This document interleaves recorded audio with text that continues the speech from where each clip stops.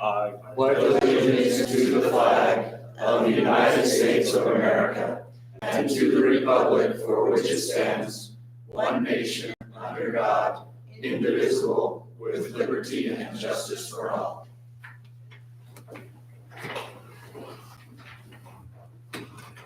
Father in heaven, we're grateful to bow our heads before thee at this time. Grateful for the blessings that thou hast bestowed upon each and every one of us, and most especially for this city. We're grateful for the citizens that live here. We're grateful for this piece of the world that we have, where we can enjoy one another and we can freely practice our beliefs and be free to associate with one another and respect the individual feelings and beliefs of each other. We're thankful, Heavenly Father, for the staff that works here for the city. We pray that thou bless them, especially during this adjustment period. And we ask that thy blessing be upon us this evening, thy spirit might be with us, and that we might make decisions on behalf of the city that will benefit all. And this we ask of thee in the name of Jesus Christ. Amen. Amen. Thank you, Gary. Thank you, Wayne. At this time, if anyone has an alternate opening prayer, they can come forward at this time. All right, we're going to move on to our approval of agenda. Everybody had a chance to look at the agenda. Any questions? Mayor, I'd make a motion to approve the order of the agenda. Second. I have a motion and a second. Any questions? All in favor? Aye. Any declarations of conflict from anybody? I have none. All right, we'll move on. I think if we did, we'd bring it up. All right, consent agenda, review and possible approval of meeting minutes from July 17th, 2024 City Council meeting. Everybody had a chance to glance at those. I move that we go ahead and approve the meeting minutes of July 17th. Second. I have a motion and a second. All in favor? Aye. Any opposed? All right, we're going to move on to our city reports. Ash Creek is not here. Just so everybody knows, they're working diligently on the new water treatment plant in Laverne and at Confluence Park.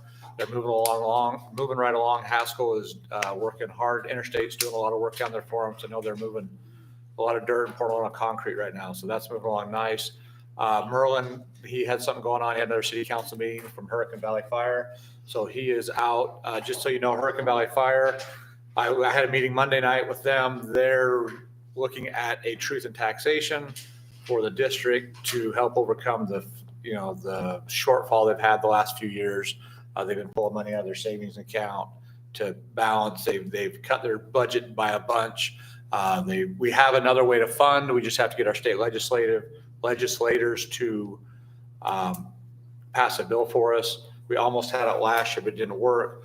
So then more of this information is going to be coming out. They're going to bring a nice presentation to us, just to stop the fires from getting too big.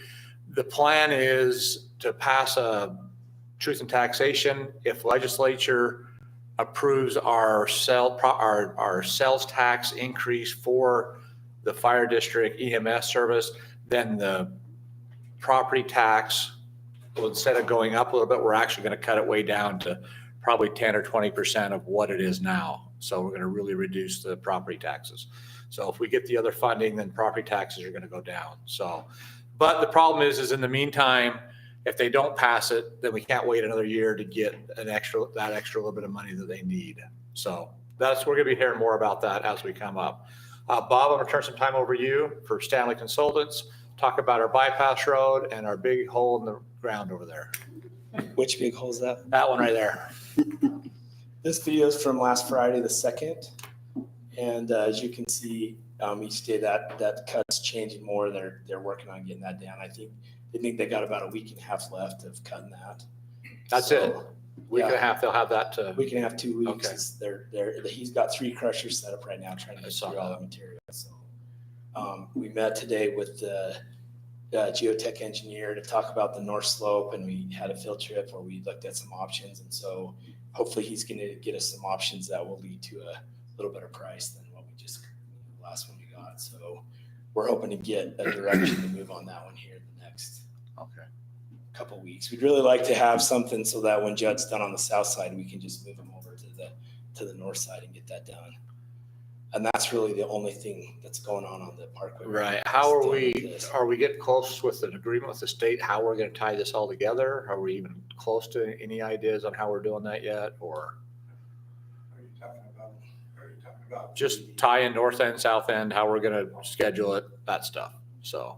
Well, we're in a position where we have to be able to put at least a lane of traffic on the roadway to work on the north and south tie-ins.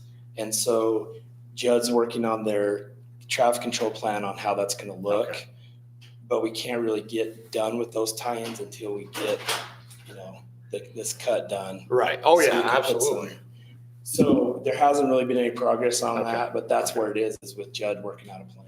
Okay, We perfect. talked about that, in a meeting last week, and they're working on getting that plan together. Yeah, so we can- and sorry I brought that up, I just was, I Oh, you're haven't heard, good. so. Sadly, everything is to where it stacks up. We got to Yeah. get this done, and then we get. Anybody have any questions for Bob? Do you have any more? Good estimation, December? I hope not, we can't asphalt in December. You're gonna be quite a while. So I would hope that by the next time I come to report, I'll have a really good estimation for you. It just really kind of depends on what we end up doing with that north slope, or if we can, if we're able to kind of whittle down to a smaller excavation that we're trying to do right now, that's kind of the linchpin there. If we can figure what that out is, then we should be able to say, have a more definite. Can you talk about, I know some of the residents have been concerned with dust mitigation, so can you talk a little bit about what you guys have been doing to help that? Well, we did talk about that again today as we met, and, we expressed that concern from some of the residents. And I mean, all we can really do is continue to wet the materials we're moving in. So, Just so you know, we have code enforcement's been talking with those residents and a few things, and so we're trying to mitigate that, like we said. Trying to get some more water on that, but every time they drop anything off, it's a flume of dirt off the top. The crushing operations create dust, a lot of those things. The nice thing is it's going to be fairly quick. We're not going to be going another 8 to 10 months of just dust. But, so. yeah, we're Trying. Actually, so they are, if you watch, you'll see them probably right now, while they're not working, they're watering that down at night with a sprinkler from the top. The soils are so dry as they take it off, it just doesn't. And so they've been spraying at the bottom. The problem there is you're spraying your crushing operations, and a lot of that is problematic. Wayne could probably talk a little more to that. When you start spraying your crushers down with water, you get the pellets get dunked up, the different things. So they try to spray it as it's coming out, dropping off of the path or whatever the belt. Yes. Thanks. Looks like they got about another 30 feet of shooting they do out there. Yeah, they got about 30 feet back, and didn't he say another 20 feet down as to where? Yeah. I think they'll have it in a week. Week and a half to week and two. a half is kind of what, yeah. We can have 2 weeks is the estimate that Judd gave us today. That's a lot of rock and dirt. Yeah. Get all that dirt to come off of there. Right now, they're running about 4 side dumpers, and those are just constantly all day long. They're crushing just as fast as they So can. maybe the north side won't be as drastic as the south then, maybe. It shouldn't be. Yeah, so it's kind of two different. Obviously, on the south side, we're dealing with, slope failure, landslide kind of an issue. And on the north side, it's more about rockfall and weathering. So I think we've come up with a solution that should require a lot less excavation than what it's taking in the south. And it'll just be a matter of getting, UDOT and all the players to agree that that's a agreeable solution. So Bob, are there any other challenges that you're having with the project? Is this the only thing that you're having to deal with as far as the challenge goes? Basically, and then it's just a matter of the two utility companies, the gas coming in from the north, they're, they had a piece of right of way that they were working on that's supposed to get resolved this week. I haven't heard an update on that. And then the power company, I don't think. Yeah, the power company, just so you know, the power company got their plans approved through the Joint Utility Committee meeting about 2 or 3 weeks maybe ago. And so they've got approved plans to start bringing their utilities up through and from Laverne and substation right there. So they're all, they've got some blue stakes on the road. You'll see paint stripes all over down there.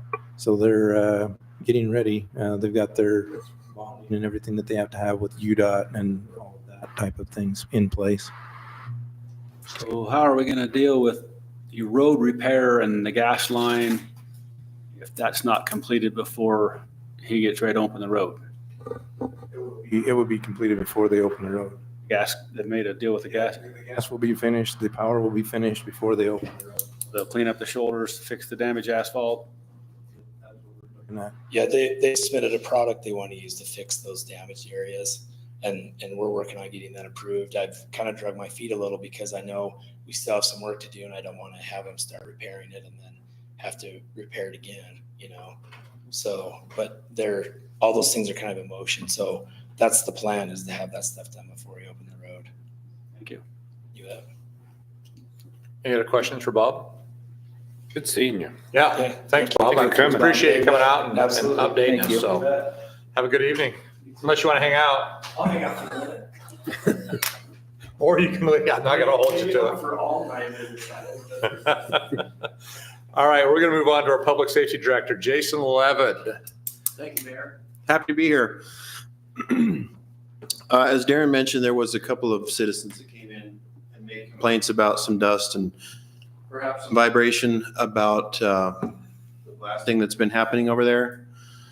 So I sent them to our formal complaint on the website so that I could get the complaints, so that I could start doing something with it. So if you have a minute, Bob, I'd love to just chat with you, see what we can do to help these citizens and get them directed to where they need to go. Okay, thank you. In the past couple of weeks, I've closed or resolved 7 cases. Some nightly, weekly rentals, some tree issues. There were a couple of questions about the bypass. There was a citizen that complained that the road wasn't going to give them access to the neighborhoods that they live in down there in the bottom by the creek. It was easy to resolve those complaints. An animal complaint from a couple of different citizens. I feel like I've got that resolved just in having some face-to-face conversations and asking for compliance and handshakes. So we'll see how that plays out. That's how we want it to go, honestly. That's what we'd rather see than any kind of citation or anything. I agree wholeheartedly. And when I begin the conversation with that citizen like that, and this has happened, I guess 5 or 6 times, when I start with, my goal is not to prosecute or to cite anybody or to go to court. My goal is compliance with our city ordinances. So let me just tell you what we've got and let me ask you. And people are always happy to just comply so far. With the exception of 1 or 2. We'll work with those. With regards to the Public Safety Director hat, I recently met with Washington County Emergency Manager, Jason Whipple, down in St. George. And I've taken a copy of his Washington County Emergency Management Plan. And we feel that it's imperative that we get our own copy for Tokerville City, or at least our own plan, I should say, for emergency management. So I've begun that undertaking. I'm going to rewrite it so it applies to us, and then I'll share it with Jerry Jager, and he's going to critique my work, obviously. And then when the time is right, we'll present it to you all for an approval. And then we'll figure out how we want to move forward with that. But just preliminarily, what Jason Whipple has asked me to do is kind of partner with his team, his emergency management team, because I've got lots of certifications that they can, utilize. And in turn, in the event that we have some kind of massive emergency, Washington County is going to jump up and they're going to roll out here and help us with whatever we need help with. So I feel like it's a good, you scratch my back, I'll scratch yours agreement right now. So that's kind of interesting and kind of exciting, actually. Darren's asked me to work on, or at least to familiarize myself with the procurement policy with regards to exceptions in the event that there should be an exception to the procurement policy. That has to be properly legally documented so that we're covered, so that the citizens are covered, so that the city is covered, from litigation. So I do have experience writing probably thousands, literally thousands of legal documents. So I'm going to take that on. I'll be the one to do the follow-up with any kind of procurement exceptions that should hit us in the future. And lastly, I recently was certified a traffic control technician. So we have one more technician out here to protect the workers when they're on the job sites, the citizens from stepping into our construction sites, and of course the city to protect them from liability and litigation. So I got that certification done just recently. That's pretty much it for my report. Can I answer anybody's questions? I got a question for you, Jason. Appreciate all the work you're doing and the initiative and things that you're getting worked on. One of the things I've been trying to get done for our residents, working previously with Afton and also with the sheriff when he's, or Washington County Sheriff when he's come in and talked about what's been going on. And that is somehow for our residents that we could present to them what crimes are occurring in Toquerville. So I'm not looking for specific areas, but what I've seen in where we came from and also different reporting and stuff. And maybe Bob might find this interesting with the Sentinel, they could do it or something, I don't know. And that is just, something to the effect of on X Street on, August 1st, a car burglary happened in the 200 block of X Street. On, August 3rd, 2 catalytic converters were stolen on Z Street at this time. And the sheriff said he was going to do that work with Afton, but that never materialized. Afton was talking about she wanted to do it for our new website, but that never materialized. So I'm not sure. So just for an update on that, Okay, that'd be great. our public information officer resigned. So we're going to be looking for that position again. Okay. Bradley? She was working with him to get that into motion. Okay. Since I've been interim for the last few days, I've gotten an email with those reports. And so I just need to work with the attorney because we had talked a little bit with Afton in the previous is to make sure that we are not violating somebody's rights Well, by saying I understand this is what that happened. But term. yeah, I get You're not specifically saying what their address was and that kind of stuff. You're just saying on this street and this 100 block or what have you, this is what occurred. And Yeah, we've been discussing this probably for a year. Actually, we probably discussed this before I got on the council because this is one of the things that I brought up to the council before I got on here. So this has been an ongoing issue. So I'm not sure if Jason can help you with his law enforcement background or with the Sentinel might be able to research some of that and they can present it on their website. I'm not sure what the answer is, but it would be nice for our residents to have a way to understand. I know, and I'm thankful that crime is really low here, but I think our residents should have to be at least informed of what things are happening in the city. So Well, I would just There again, I would just, I would want to talk with the attorneys to make sure we're not that. And there again, Councilman Sands, I've just that's all right. I have just barely taken this over. So this is. That's why I so was this is- asking Jason if he might be able to assist or look into it or do something like because I think there's certain people that are privileged to see the actual report. I'll check into that for you We though. talked about not presenting the actual report that the sheriff gives you guys. I'm aware of what Apton gets. And we talked about that. We talked in generalities, so that's kind of what we're looking at. I think I'd be more than happy to help with that.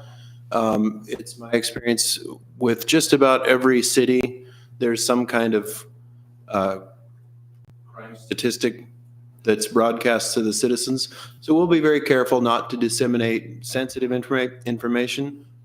But I'd be happy to work with the public information officer when we get one hired, and we'll put together something because I get the reports from the county sheriff's department as well.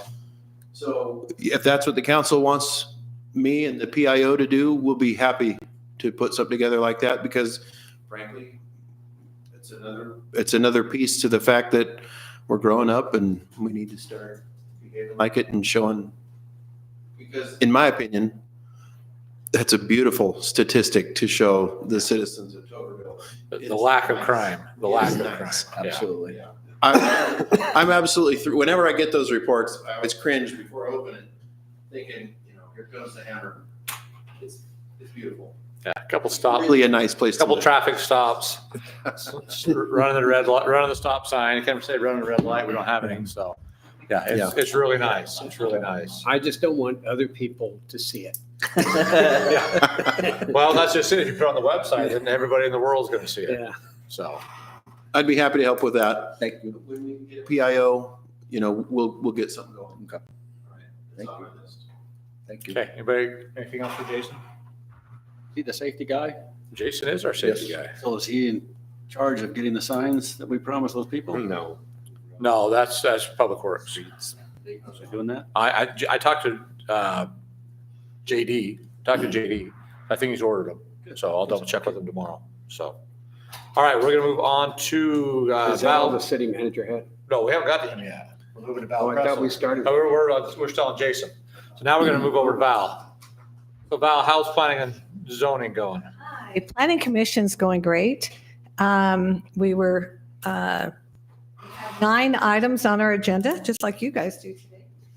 But we got right through them. So, and you'll notice that you've got a lot of them coming to you. So I think we have a good Planning Commission. I think we're working well with the city staff, and I'm real happy with it. So, Perfect. any questions? I mean, I'll be happy to answer any questions. Yeah, when we get into these, we have any questions, we'll ask. But yeah, Yep. but anything else? I attended that meeting and I thought that was very swift and professional. Thank you. Thank you. All right, Hope we can do just as well as you did. That's a challenge. all right, Darren. Learn from them guys. Okay, I don't have a ton of things for the reports, but I do want to report that we finished the Westfield Road Park restrooms at budget, even though we had change orders and a lot of different things. So we came in right under budget. Then also the Old Church Road cleanup with Washington County Water Conservancy District and the city Public Works guys. They really got in and did that. They've been redoing riprap on the road, replacing them, trying to get it back to the way that it was before the water line broke. They've also put some other things intact here. Was they dug out the drainage pond in the Troy Walls subdivision, and so essentially they made that a little deeper, which will give it a little more capacity, gives it more of a freeboard and a few things such as that. They also added some boulders up on the area coming down. It wasn't to prevent anybody from going up and down there. It's basically for erosion control and also buys us time if that line ever breaks again, or the event of a really big thunderstorm. But on that, something to be mindful of is that that was not your typical storm. A typical storm, we have drainage ponds and things along the sides of the parkway right now, a couple of different ones that would actually alleviate those flows. When you have a line break like that, it concentrates it all into one area, which overflowed a couple of the drainage features that we have in place. And so, you can't really plan for that type of scenario. But we've learned what we had there. They took almost every bit of that sand that was about 3 feet of sand on Old Church Road, and it all went back into that wash that it created. It was taller than me, so it was about 6-7 feet deep on that one side and about good 4 to 6 feet wide.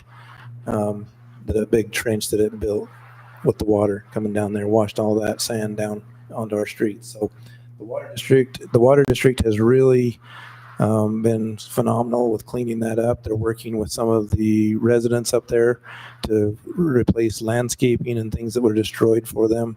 And like I say, the ripraps, they're cleaning out all of the existing culverts that were in place. If you take a quick ride up there, you'll see what they've done. They're not done yet, but they are but I would say within the next month, they will have everything addressed at that point. And we've just had a lot of things coming online, a few people kicking the tires with development, just people coming in and asking about zone changing and different things on their parcels of property, possibly doing small minor lot subdivisions. The other thing, we met with on the planning commission, we talked with them about, so like when a zone change comes in, and this was expressed before, that when a zone change application comes in or an application of any sort magnitude, we have a checklist. And as we go down that checklist, there's certain items that we require, such as a deed, professional services agreement, the things that really we have to have and we require by ordinance. But a lot of that stuff, we're finding that you guys don't even look at it, or you don't even want to see it. So we were just going to put in the application, the mapping, the major things that are kind of interest, things like that. And so I guess maybe what I would like you guys to do is maybe think about that and then get back with me of things you'd like to see in those packets, because I really don't see that a real estate purchase agreement is pertinent that you guys see, or things such as that. So that's more of a request on my part. And then I've had a few of you come to me asking me to put different things and go and change the format a little bit of the agenda. I think you need to also talk with the mayor, because it is his agenda. Such as council reports and things such as that. I don't have any issues doing with what you guys want to do there. I would definitely support what you want to do, but it needs to run through the mayor. So. Any other questions you guys have other than that? One last thing is we were able to close on the land acquisition we needed for the property of that south cut. So that's done. And another water leak in TRE. I am so darn busy. I don't even know those guys are doing them. And that's really the way it should be anyway, because if there's any questions there, I would, state that. I'd definitely ask me, and I'll talk with JD and see how what's happening. But my days are just packed. I didn't know somebody could be this busy. So anyway, other than that, if you guys had any questions for me. Thanks. Yeah, very much. All right, we're going to move into our public forum portion of the meeting. Please come up and state your name and partial address. Some people are afraid to put their address out there, but you have 3 minutes to talk about anything that is not on the agenda this evening. So our public forum is open at this point. All right, we're going to close our public. Oh, Bob, you coming up? Okay. Jason, are you leaving too? I'm going to go talk to Bob. Perfect. All right. Our public forum is now closed. We're going to move on to item F1, discuss the possible action on a zone change application submitted by Ronald Dirksen, tax ID number T30274111. The current zoning is highway commercial. The proposed zoning is BMP business and manufacturing zone. Pull that up, Daisy. Looks Can you good. talk about that a little bit, Yes, Mayor? absolutely, Darren. So on this application, it was submitted by Ronald Dirksen. His representatives are here tonight talking about this. Basically, Brandon Price has submitted the zone change application on that parcel of ground you're seeing right there that is green. And so that is his zone change application map. The public hearing was held at a special planning commission meeting that we held on January 23rd, 2024, and the planning commission recommended approval at that meeting. City Council. It was July, not January. July. I was saying that was a while ago. I don't remember that one. July. Thank you, Daisy. Okay, any questions? Pretty easy zone change out next to freeway. It's out next. So if you want, so the freeway is right there. The on-ramp is just right as you're coming on in the Anderson Junction. Yep. This road is the Anderson Junction. It's Towards the top. If you look at the, could you zoom in on the project's location maps, Daisy, for them? That kind of shows the I-15 and then the Anderson Junction Road. Across the freeway is also zoned BMP. I believe Jerry Eves owns the BMP right across the freeway. And so they are requesting to go from highway commercial right now that is zoned, and they would like to do the business manufacturing zone. In the planning commission meeting, they had a little presentation of the things they were going to do. And I don't know if Chairman of the planning commission would like to speak to that, or the applicant is here. You could also ask them questions. You guys have any questions for him? Pretty simple to me. Yeah. Well, I need a motion then. We can talk about it or we can move Mayor, I on. make a motion to approve business item F1 zone change on tax ID T-3-0-27-411 from highway commercial to BMP business and manufacturing zone. Second it. I have a motion and a second. Do we need any further discussion on this item? All in favor? Aye. Any opposed? All right, motion carries. All right, item F2, discussion on updating the subdivision ordinance to comply with state code mandates, Sunrise Engineering. Thanks for coming, guys. Thank you. So Riker, Welcome back. Rikers, please state your name. My name is Riker Steglich, for those that don't know me. Good to see you. Just really quickly, guys. just as a little background on this. Yep. The state mandates that are required right now, we are required to bring our subdivision code up to snuff. And Afton got a grant to actually pay a consultant to help us do this. Sunrise Engineering is part of the consultant, and Riker requested to come to talk to you because there are some certain elements of the code that you guys will be making, and he'll discuss that you'll need to give him direction so that he can finish the draft of the ordinance. Yeah, so like Darren said, there's a couple of things in this code, or from the two previous legislative sessions, there were changes to subdivision code. Some of those are top-down mandates, and so they're required to be in this new ordinance. But some of those are policy decisions that the city council will need to determine.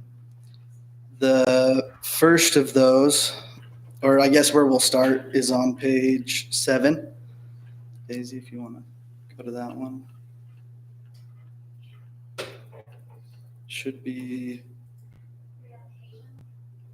yes, the pre-application process. So under your current code right now, a concept plan is required should someone come in and submit a subdivision application.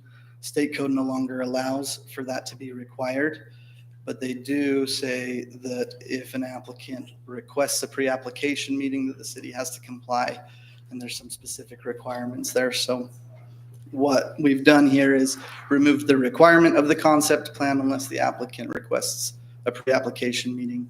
That would be similar to your planning staff review meetings that you So the have. pre-application meeting, it doesn't start any kind of time frame. It doesn't start, Correct. okay. I just want to make sure because it's. we Yeah, have there's a- no vesting, there's okay. no review time frame. There is a time period of 15 days in which the municipality needs to schedule that meeting. That pre-meeting. But it's not a public meeting. It's Right. just with the city representative to go over the applicable ordinances and the requirements. And Riker, there's no fee required for that as well, correct? There's not in this ordinance, and I don't believe state code is specific on that.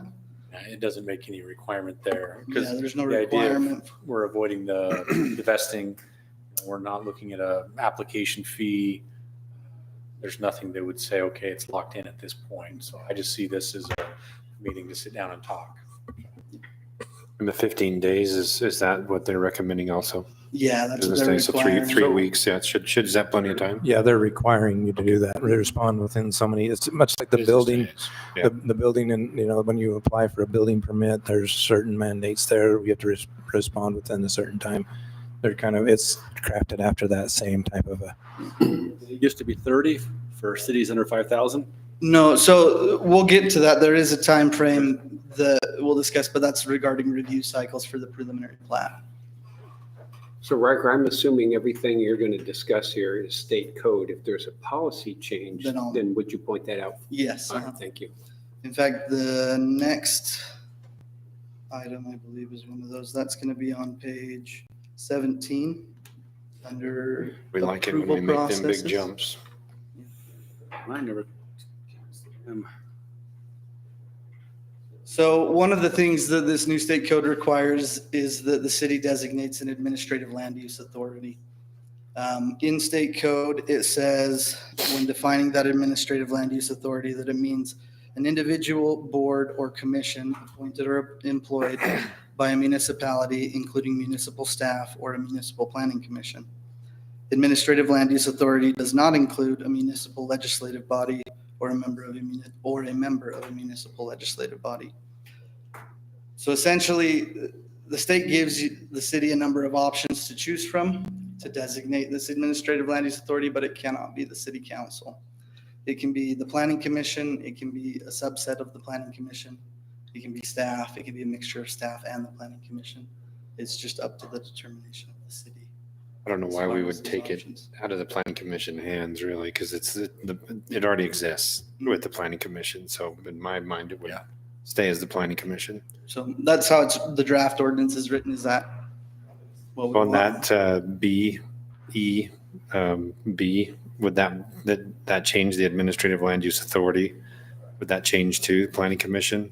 In So that, or if you have look to under label it? EA, it says that the administrative land use authority shall be the planning commission. Gotcha. And so that way, if that ever were to change, you're not having to go through and change. every Gotcha. instance That of makes that. sense, yeah.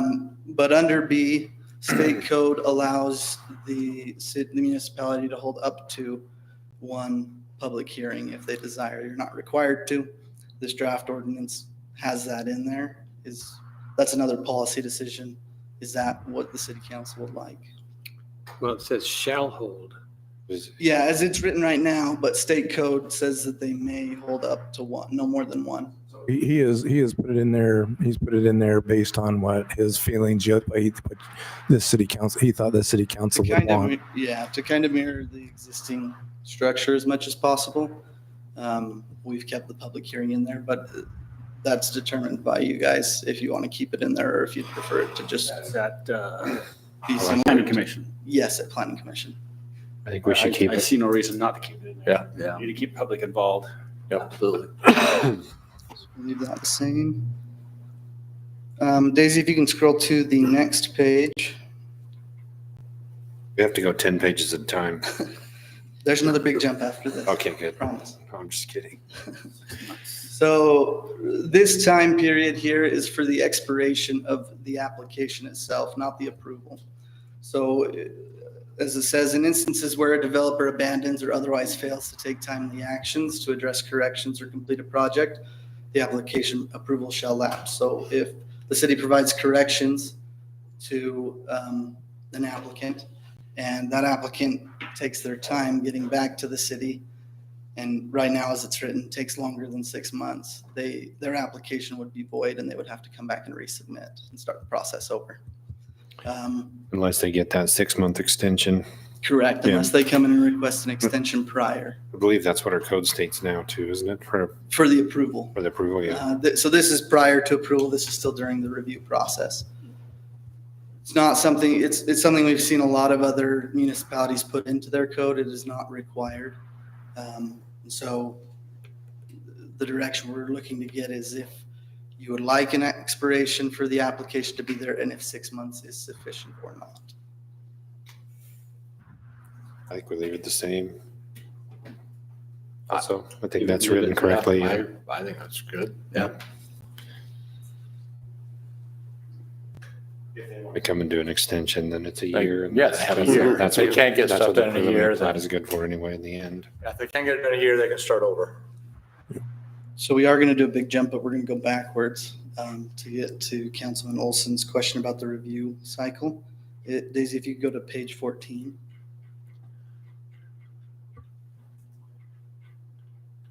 So originally when the state code, or when, during the first legislative session where this was changed, there was a number of days established. There it is, right there under AI. For the review cycle, and originally, I believe that was 30 days. They changed that in this last legislative session and gave cities of Tokerville size more time. 40 days. And so there's 40 days for each review cycle under the preliminary plat. Unless the applicant fails to respond within 40 days after receiving feedback from the city, then the city has 60 days. So they can get back up to speed with whatever the application 60 was. more or 60 from the day of the start? 60 from when they receive the resubmittal. Okay, perfect. So each time that review cycle renews, they'll get an additional 40 or 60 days, depending on when it was resubmitted. So that is required by state code. That's not something that we can change, but just for your. I'm just glad there, because I know everybody's worried about it had to come down so fast. You only have so many days to approve these.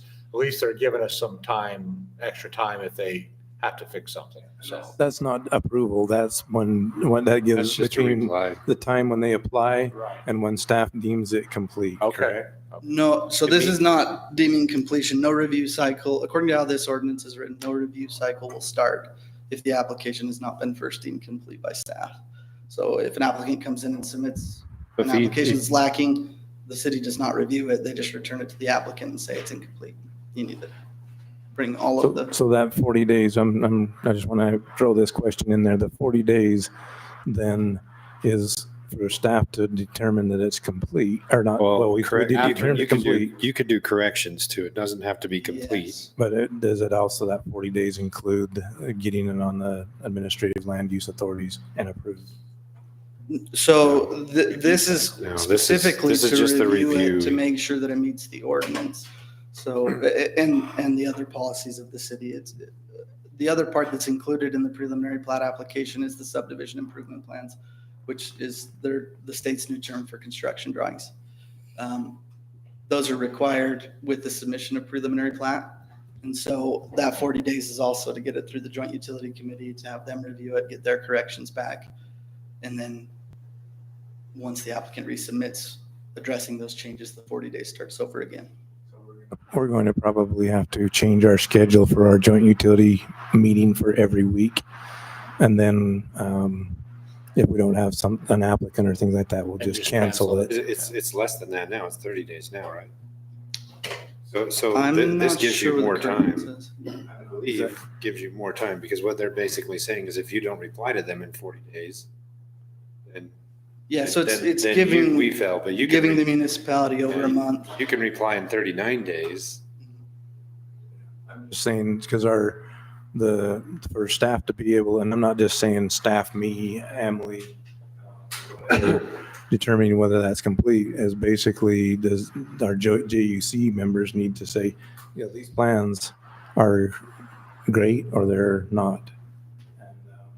And, before we deem that complete, does that go through a JUC review process?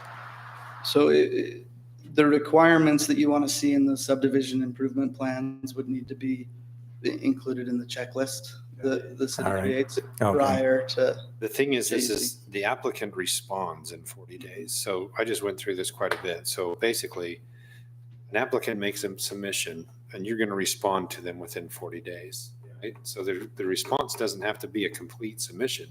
It means, hey, we found these errors, or hey, we're still working on it, basically. So you need to give them some type of correction, and correct me if I'm incorrect. So it does have to have. Does have those a correction? corrections, yes, So it you has do to have a provide correction. Corrections. Then it gives the applicant can actually go longer, but after 60 days, then you get 60 days back in return. Mhm. For the Then subsequent. it can review be cycle. back and forth for them 40, 60 days, no matter what. As long as action's taken within them 40 days. So is that, one Once we thing go it doesn't through say it, is business days, so that might ought to be, there's some things I need to change That's something about we'll our. look into and see if it if specifies it's that. business or If we can put it as actual business days. Because if days, it's then that's business what we'll do. days, you get Yeah, all the time business in days the or world. calendar days is huge. So I think really there's some changes we need to do to our joint utility process to make sure that we're staying compliant With that. with everybody, because usually we give them the plans for review, and then they've got a week to review. Oh, we got 2 weeks to review, which is going to push us right up against that 40 days, or could. And then, well, there's some other details that we'll work out with Riker on that, but anyway. This is a requirement anyway, correct? Yeah, the timeframes are a requirement. In addition to that, in this last legislative session, the state changed how those corrections, or what corrections can be provided to the applicant. The corrections, as far as what's required in the ordinance and required in city standards and specifications, have to be caught in that first review cycle. If it's not caught in that first review cycle, the city can't, unless it pertains to health, safety, and welfare, the city can't go back and request that is changed again. So if it was missed in the first review cycle, you can't come back and say, hey, you need to change this on the fourth cycle again. Yeah. If that makes sense. I think it's weird. No, it's good for the applicant, but it's bad for the city. Yeah. The city has to be on their It toes. has to be We have to City and the do a engineers. lot we have thorough reviews from engineers and things, Yeah, and then I'm more worried about our engineers than I am our city people, honestly. I'm not trying to throw anybody under the bus, but it seems to me that our engineers, So the engineers on the last one I did, Yeah. they missed a major firewall rating on their second reviews. yeah, be the health, safety, and welfare that would. Yeah, that's the It health could safety be, one. but- could be added back. But that was like a giant miss, like they should. Second, then we go back and start over on the first. They're saying they can't, if they miss it in the They first, miss it, they're it's done and the whole over thing. now. Yeah, Unless- so unless it's only if it pertains to health, safety, and welfare. Yeah. The other instance is if the applicant makes a substantial change in their resubmittal, then Design, the city can start over at the first review cycle with that change. okay.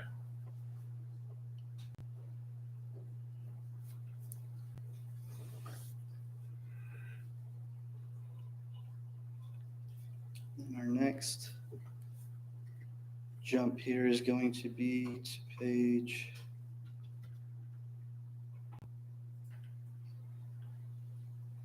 Page numbers are gone. Page 22. So this is under the final plat. The review cycle for the final plat's a little bit different. It's less days. Right there, go up a little bit. So after the application is determined to be complete, the city has a 30-day review window to conduct the review of the final plat. This will be a little bit different. They won't be reviewing the subdivision improvement plans or the construction drawings at this point. Those will have already gone through the preliminary plat process. You can't start the final plat process until you have completed the preliminary plat process, according to how the ordinance is written right now. Another thing that's in both the preliminary plat and the final plat is that these review windows only apply to single family, two family, and townhome developments. So if a developer comes in with a commercial subdivision, it's not subject to those timeframes. The city can take the time that it needs to review those. It's just for those residential developments. Say those again, Riker. It's subject to it's for single family, two family, and townhome developments. It's right there under 4A on the screen. And there's a similar statement under the preliminary plat that says that that review period is also only for those 3 single-family, 2-family, and townhome developments. A quick comment on a question that was made a few minutes ago about the days. I went back and looked at the state code, and it's pretty consistent saying business days. So that's something that could be updated. I noticed that there was current draft. I saw like their number 5 and 20 calendar days. If we're really going to follow, well, we should follow what the code's looking at. It should state business days, which really gives a little more time Yeah, than it what we're does. looking at calendar days. Just double check it if that's what it is. That's, you just pulled up, you just pulled up the legislative. Yeah, right? 6041, 25, like the review process is, let's see, 604.2, and it's consistently no later than 15 business days, no later than 20 business days. It's consistent throughout the statute that it's business days. That's good. That'll help. I can add that in. Good catch, Matt. And then if we want to go to page 25, this is going to be another policy decision. There needs to be an additional administrative land use authority designated for final plat. The way that state code is written, it states that the approval of the final plat application may not require planning commission or city council approval. And so where the planning commission is designated as the administrative land use authority for the preliminary plat, the city needs to designate an administrative land use authority for the final plat. The other municipalities that we've been working with, they typically designate a staff member or a couple of different staff members to review the final plat. But that is up to the determination of the city. Does anybody ever just use their appeals authority? Not that we've seen. Not really, yeah, No. because they're not really determining plats and. Well, and if looking at there's a them all the time. dispute that were to come Then up where do you and somebody go? wanted to appeal it, then you've kind of cut yourself off there. Gotcha. So we need to take staff, so basically somebody in staff and have them do it. Really, if you talk about that, it's going to be our city surveyor that's going to check that final plat for correctness of the closing of the legal description, the lots, the legalities, if there needs to be a consent of mortgagee, different types of things, if there's liens against the property, that type of things. That will be our city attorney and our city surveyor will check that. And it is required on the Mylars to have those signatures still. Yeah, that's kind of my thought there. I'd be looking at specific staff members to come in and make those final determinations, and it may be a body of, say, anywhere from 2 to 4. Darren, as assistant manager with skill set, would be great to be on that body. City surveyors, engineer, legal counsel. Zoning Those would be the administrator. ones I'd be looking at, maybe even the zoning administrator. So you as the attorney, they have to sign that Mylar. Anyways, yeah. Yeah. So that'd be part of it, yeah. And I think there's a lot of good, there's a lot of good sense in not having the planning commission service Yeah. this because they've already done it before. Them to have a rubber stamp, and then, it's a good question. Could our appeals authority function in that role? I wouldn't say most of the time they're going to have that skill set. And then Riker notes that if there is an appeal or a challenge, it'd be coming up body anyways. So I would look at your staff, and that's pretty consistent with a lot of municipalities now that they'll have staff members doing that final. You'd think the best would be a panel of 4, so it'd be Attorney, attorney, any surveyor, city manager or Darren. assistant city manager, zoning administrator, and survey. We don't really have survey, but it would be our, We do. Our in our pool. pooling agreement or our engineering pool, they have surveyors and the engineer is not checking it. It's- Yeah, the surveyor's better. By state code, engineers should not be signing plats. They are not legally doppel. They could really actually, there's up north, there's been a few challenges on that. That a city engineer who is not a licensed land surveyor does not have the authority to sign a survey document. So I've just, there's been always a big, every time I go to the Utah Council of Land Surveyors conferences, there's always some sort of a panel or a breakout session on that. So it's, we still have, Sounds like a good. a lot of the time when we have engineers, they're dual. So we, at Rosenberg, we have that are both a licensed land surveyor and a licensed engineer. So that's not a problem typically for us at all. We have other surveyors in our pooling agreement also, if I remember. Other engineers, yes, we have Surveyors. we multiple, yes. Almost all engineers Yeah. have surveyors other than Sunrise. They don't have in-house in this office anyway. So I You have, like that? You guys like that idea on the panel? For approval? I think it's super easy because then you can Yeah. just, you put the The people doing the jobs all day on it, that's their job. I don't people that want to really pull. have done the work.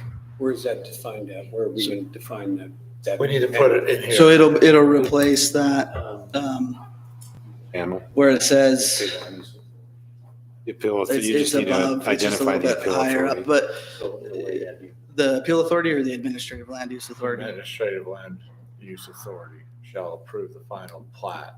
So the three administrative right land there. use authority, we've already deemed as the planning commission.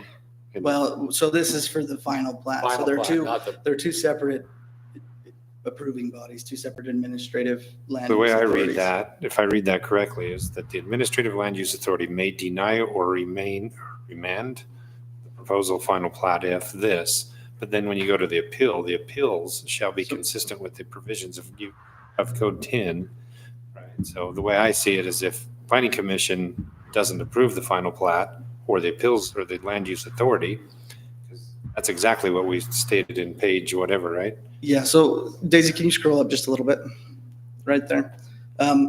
So for the final plat, there's a separate administrative land use authority designated because it cannot be the planning commission that approves it.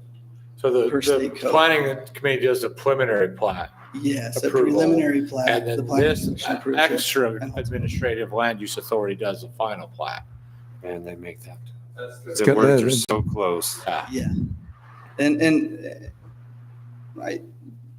different municipalities have done it differently. You can't have one administrative land use authority, but that would require the I city think to Daisy came up not with have a the preliminary plat. Daisy, and our, when, as Daisy and I were talking about this one day, I think we ought to put it in our definitions of what each one is. Because you've got like Commissioner or Councilman Campbell saying there is they're so close to the same wordage. Mhm. We do that. Well, so they're the same. The exact same term, language, but Exactly. it's I'm for just the saying different that we processes. put one that says for preliminary plat, land use authority, and final plat, land use Well, and we authority could- is. Yeah, we could say the preliminary administrative land use authority and then the final administrative land use authority. I'm a definition of who that body is. Mhm. Good idea. So in 3 and 4, they're both talking about, This is the final approval. yeah, I know, but they're still talking about in number 3 and number 4, they're still talking about the planning commission. That's just the, No, No, they're not. You They're- go up to, they're both you go up to talking- one, it says it may not be the planning and zoning commission. So scroll back up, Daisy, I got if it. you would. Oh, yeah, right there. May not be the city council or planning commission, and no public hearing shall be held. correct. And that is mandated. Yes. Yes, on the final plat. So, So it should be submitted to the administrative land use authority. Administrative, that's the only key difference in the term. so the Right. terms are the same. They're both the Administrative, administrative land no. use authority. Geez, The that's- reason the state, I presume, did it that way is because their intent was for it to go to staff. Have staff do Even all at of it. preliminary, and then there would only be one administrative land use authority, but they don't require that. Where the city wants to have that go before planning commission, a separate administrative land use authority has to be designated for the final plat. So, And where we want to keep our planning and zoning commission involved and public hearing involved, we have to separate two different entities.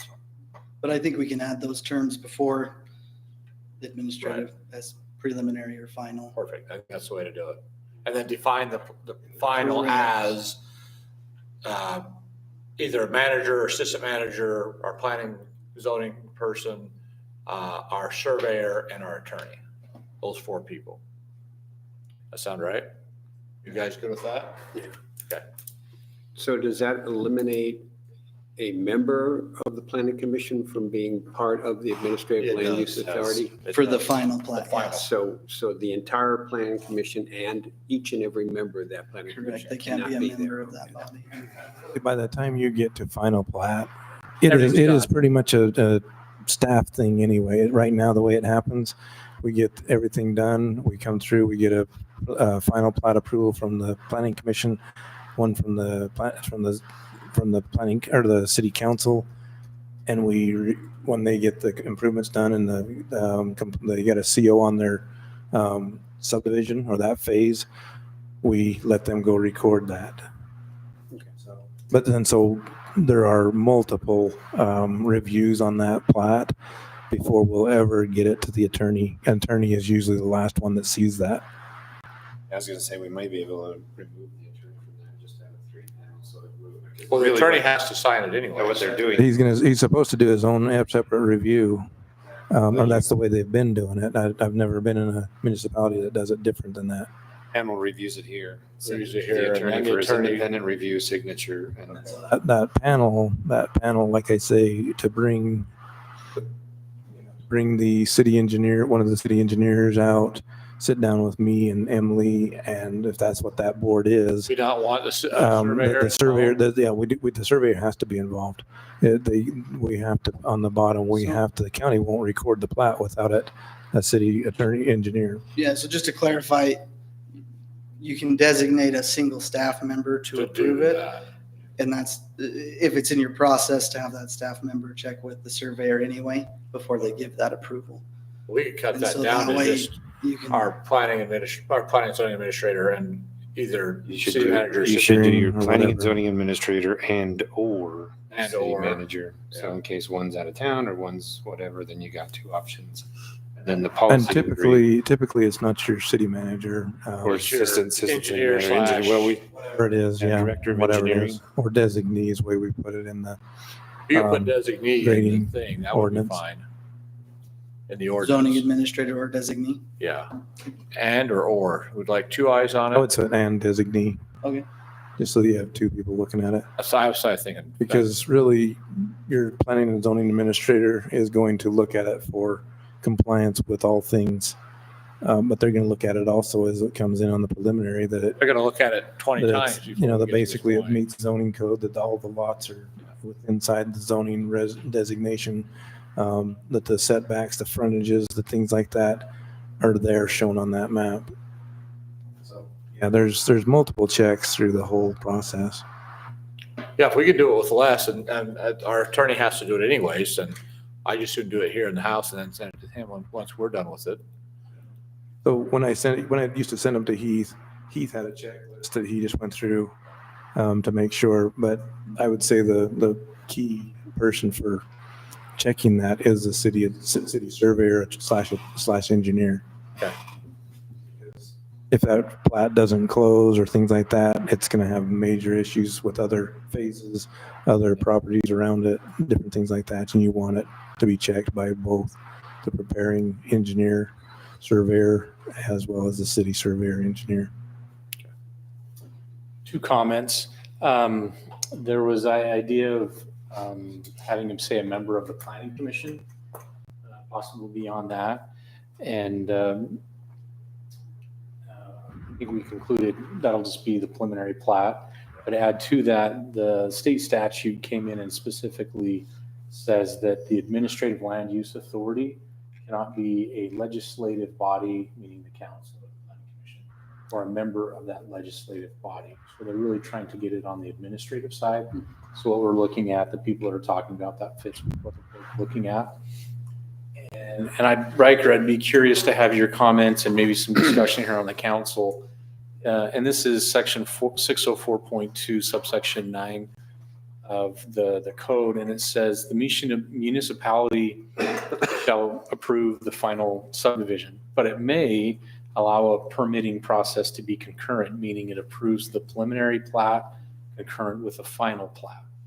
Now, what we've been looking at here is a structure where we're going with what traditionally has happened. You get the preliminary approvals, go through the construction, design, drawings, approvals, and then do the final.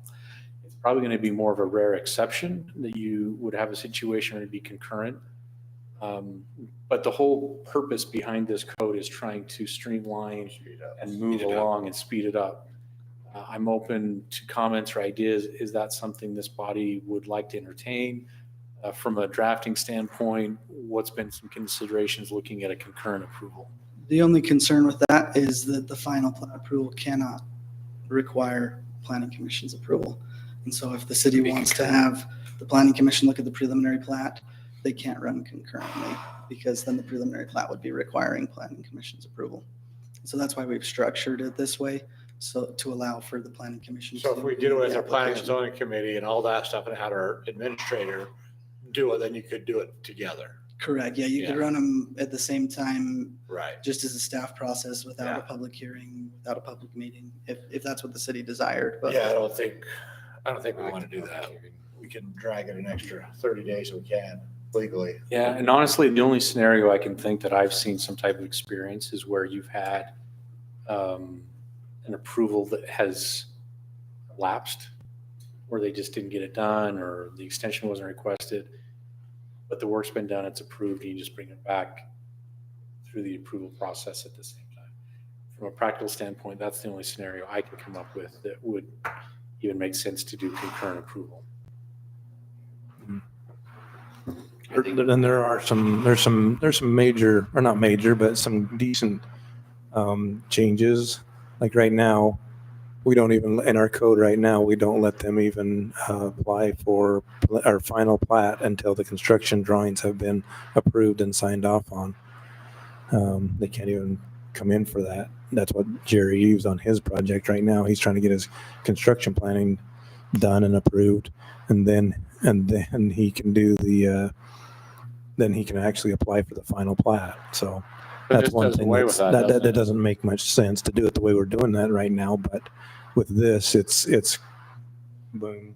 It's the process is getting clear to the final plat, having it sit there while they do their construction. Once that's all done and approved, then the plat records or the Mylar records. Correct? So their construction drawings are submitted prior to, and will have to be approved with preliminary plat approval. Yeah. And So it's going to be very engineering heavy on the preliminary plat. On the They won't have any entitlement, and they're going to spend a lot of money on engineering up front. Up front, yeah, this is going to make them be They'll have to more, be ready to go. they're gonna, yeah, they can't come up with a napkin type engineer thing and then as we go through it and tell them all their flaws, they have time to fix it.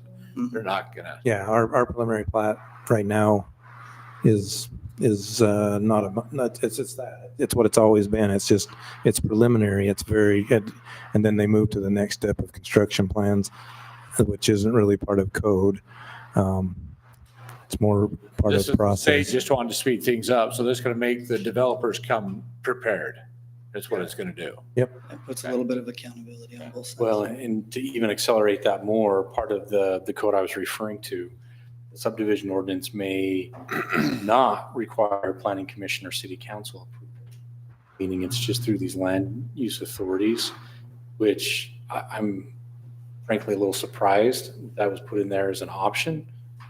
But to me, the lobbyists in terms of whether it's the governor's office trying to push through and get home approval, or if it's Landville really trying to get through, but to cut out the planning commission or the city council from the subdivision, it's got the blessing from the state. That's a pretty big shift. It really is more of a formality, like Darren was saying, though. The Yeah. final plat is just reviewing the checklist too, and that making sure it was completed. That's why they wanted an administrative function anyway. And I think if how we have it worded in there will streamline that pretty quick. I mean, the zoning administrator can say, hey, engineer, can you review this for the survey portion and everything? And once they give that good, then, I mean, you're basically ready to go.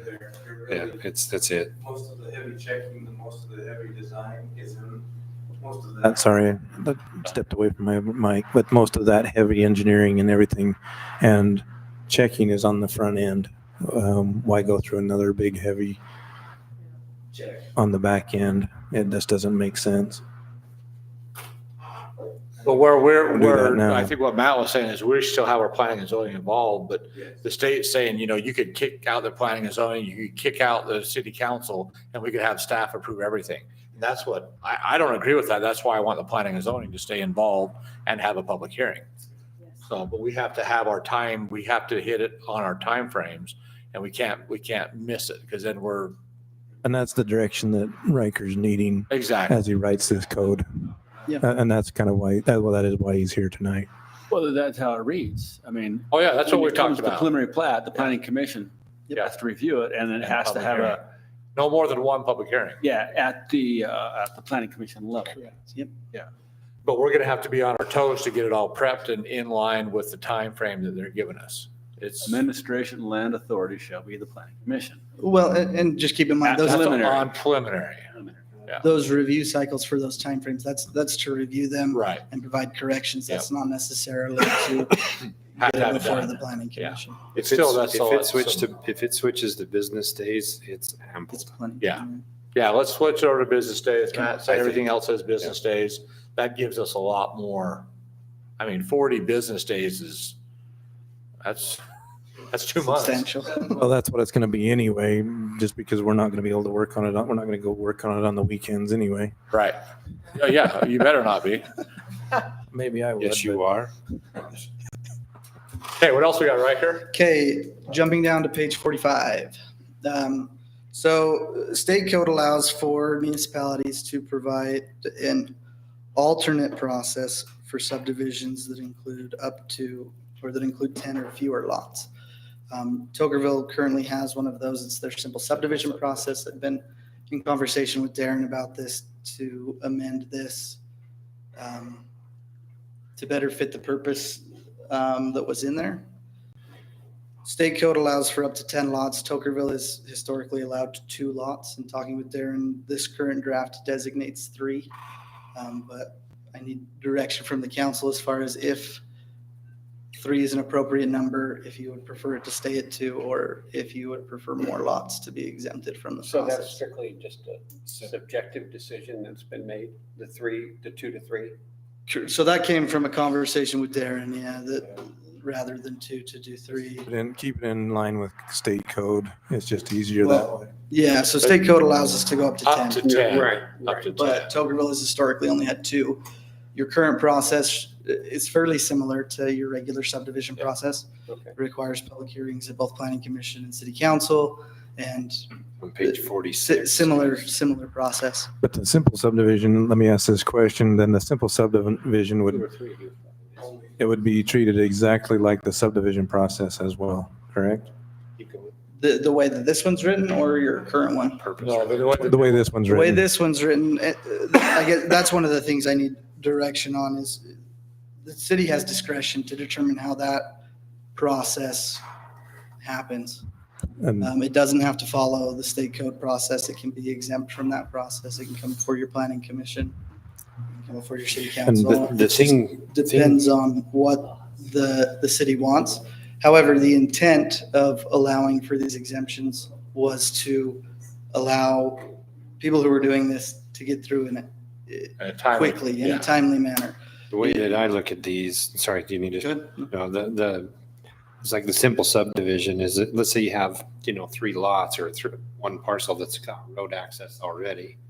Anytime you're not on the road access, then you got a whole new plan. You got to get utilities and drainage and everything. So I would like to see something along the lines of, it could be 5 lots as long as you have they have- frontage. they have frontage to, and to access to, utilities. Utilities, and Because then that's super easy. That's what, that's simple, right? every time you go and start creating new roads and drainage, I don't think it changes out of a simple, whether it's 3 or, 2 or 3 or whatever. yeah. And when you go to the flaglet, that's 2, you still have requirements. 2 lots. Well, you could, but I'm saying if it's got already frontage. got curb and gutter, and they've got a parcel. So you had a piece that was 600 feet long, They and just it was wanna 1 lot, subdivide and they that wanted to parcel. split it up into 4 lots, give them 125 feet each. Utilities already in there. Well, if they're in the Basically, gotta road just go in the road and tie it in. into the lot. So I don't know if that's something anybody would like. Well, and that should be taken into account because the simple subdivision process is intended to be a record of survey, submitted as a record of survey, and there wouldn't be any dedicated streets in that situation. We so you're would not still creating new want, ones. we'd still want construction plans, Correct. those types of things. It would still go to the Joint Utility Committee. But there is no final plat that gets recorded, just deeds for the actual parcels that they create, the new subdivision process. So that's a, You want to leave it at 3 or go to 5?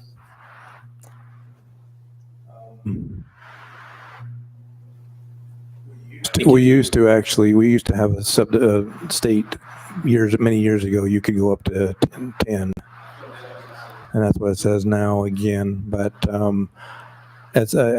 feel like half that would be more appropriate.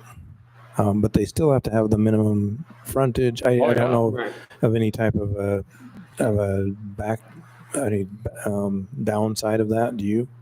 So they'd still have to have the frontage. If they're going to dedicate roadways, then they would be required to submit a preliminary and final plat because they're dedicating roadways. And so they'd have to have the frontage required by the city code. Have to dedicate utility easements and things like that on their frontages. Correct. The only thing is currently in your code, there's a provision for flag lots. And so that would be the only thing that could be taken into account there that I can see at this time. Yeah. Flag lot is it's a Not product. It's a product of the subdivision ordinance. Doesn't stand by its own. Correct. It's something that you can create as part of a subdivision process. So would a simple subdivision like that require the proper street out in front of it? Width wise and everything? Yep. All the dedicated roadway would have to be there. They could do like let's say they had like 2 or 3 acres and they wanted to make one road in and a roundabout. That would they could still do that on here. Right, so they could have a road that would go in and the utilities coming in. So if we did 5 lots, they could do 1, 2, 3, 4, 5. But if they had to create new right of way, that would fall under the subdivision process. Yeah, that's the new right of way. New right of way. That's a new subdivision. Okay. Yeah, that's like, say the corner lots on Sunset and Westfield. They're an acre and a half each. You could split those into 3 half-acre pieces and you could do a simple subdivision because they're frontage road, they have everything there. As an existing, yeah, Existing road has to be dedicated. a dedicated road. If they're going to create new frontage or new road, right of way, it's It's a going to subdivision. fall under a subdivision ordinance. And from a zoning I standpoint. think this is telling you not. Depends on what zone you're in. You're in agriculture. Well, Right, it depends on your zone. You'd have to just, if you're doing zone change and. If the zone is already residential, let's say it's Right. R120 across the board and they have a 5-acre parcel in there, they can automatically split it, Exactly. right? As long as they have frontage. Well, that's the frontage, but I don't know. Do you think that you could stub a little road in on the 5 or less if you did 5 or? 'Cause I don't see anywhere in here that says Code frontage. Has a provision for private driveways and might say something about private roadways. Yeah. Under that situation possibly, but if it's a dedicated roadway, it should go through the preliminary plat Regular. process Okay. because those have to be given over to the city. We don't, the problem with having 5 new lots on a private driveway, it's too many. It's 26 foot wide road, dirt road. You start having drainage issues sometimes. Yeah, we don't want to go into that. We're not going to allow that. And that's really not what Riker's here to really talk about, but I think that we could maybe address that in the future. Question is down just basically 3 to 5. Yeah, I don't have a problem with 5 if they have frontage to do it, not 3 is fine. This is something we're not going to see a lot of, in my opinion. I don't think we're going to see a lot of simple subdivisions more than 2. That's what mainly happens is somebody has an acre and they want to split it in half, So when subdivide it. in Hurricane, when I worked there, they actually had a lot split. So you could, and basically it had to happen with inside of a parcel, not a new recorded subdivision. It was a lot split. They'd come in and do a lot split, and it was just a record of survey type of thing with minor construction plans that would show the new lateral connecting into the existing road out there with water, sewer, whatever you had to have that would come into that. But they do that, and that was all 100% staff that approved the whole thing. It went through no public hearing or anything like that. And there's lot split ordinances in many of the cities. It only allows them to do that one time every five. I think some of them, like in Hurricane, it's every 5 years. So let's say you had 5 acres and it's zoned 1 acre, you could split it once this year, and in 5 years you could split that remainder parcel again. And then 5 years later you could, that's kind of becomes a tracking issue too for the staff. It's like, how do we keep on top of that? Yeah, lots of different cities have timetables placed on that. Yeah. I'm okay with no more than 3 lots in a simple subdivision. Done deal. That's kind of where I'm at. 3's good. Yeah. Okay, we'll keep that at that. And then as far as the process for that, the current simple subdivision requires it to come before the planning commission and the city council. Yeah. Like Darren mentioned, a lot of these other cities have it as just a staff process similar to your lot line Yeah. adjustments and your contiguous. Do we want to still go to planning and zoning and have a public hearing on it, or do we want to make a simple subdivision just staff? How do you guys want to do that? You're talking putting the simple subdivisions in a network of already built out areas. So if you decide to do that, you're affecting all your neighbors and everything else. You've got to have that public hearing. Well, We're gonna run into this problem with that agricultural. When you start trying to divide agriculture in half lots. You're gonna We're run gonna have into a fight. you're gonna run into the public hearing on if it needed a zone change to do it, You're gonna have the then you're public gonna have a hearings. public hearing at the zone change to get it into that intended use. Most You have to have it likely, at that point. yeah, because what happens is like, if it's a simple subdivision and it's already R120 or whatever, and they already have the entitlements for that, so there's For the R120. for the Yeah, R120, if so you're they talking- can add the 3 lots without having a, so. I see it coming in. It's the smallest lots they can probably get, so they're gonna have to come in. Well, it's whatever it's zoned for. Yeah, If they're It has to residential, do the. it has to do If it's our half acre, they can't go smaller than half acre. If it's our quarter acre, then they come but if R12. it's residential, if it's in a residential zone, you got the 3 zones. So then you got the fight. Each zone is already labeled, so you don't just automatically get a Yeah, residential. It has to be R112, R120. It has to already. unless you come in for a zone change. So this might Yeah, just this say is we just allow it only to go into 2 lots. Residential has 3 zones in it, right? 3. But it's already zoned. But they are already Whatever this designated. Piece could be If it's already zoned. If it, half. then it has to stay half. Yeah. Or if it's zoned an acre, they're gonna try to split that. Then they have to come in for a And zone then come up for a change. zone change. And then that's when it's gonna trigger the public hearing. Right. Correct, And yeah.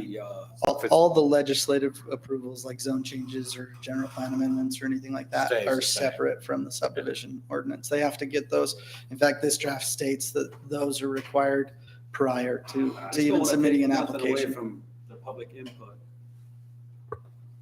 Yeah, this basically, Don't, yeah. the simple subdivision, they would already have their entitlements to be able to even do this. Right. What I'm saying is instead of them dragging these guys through the mud to do 3 lots that are just almost a no-brainer already on a road, go through planning commission, Or they come in for a zone change and try to do it smaller.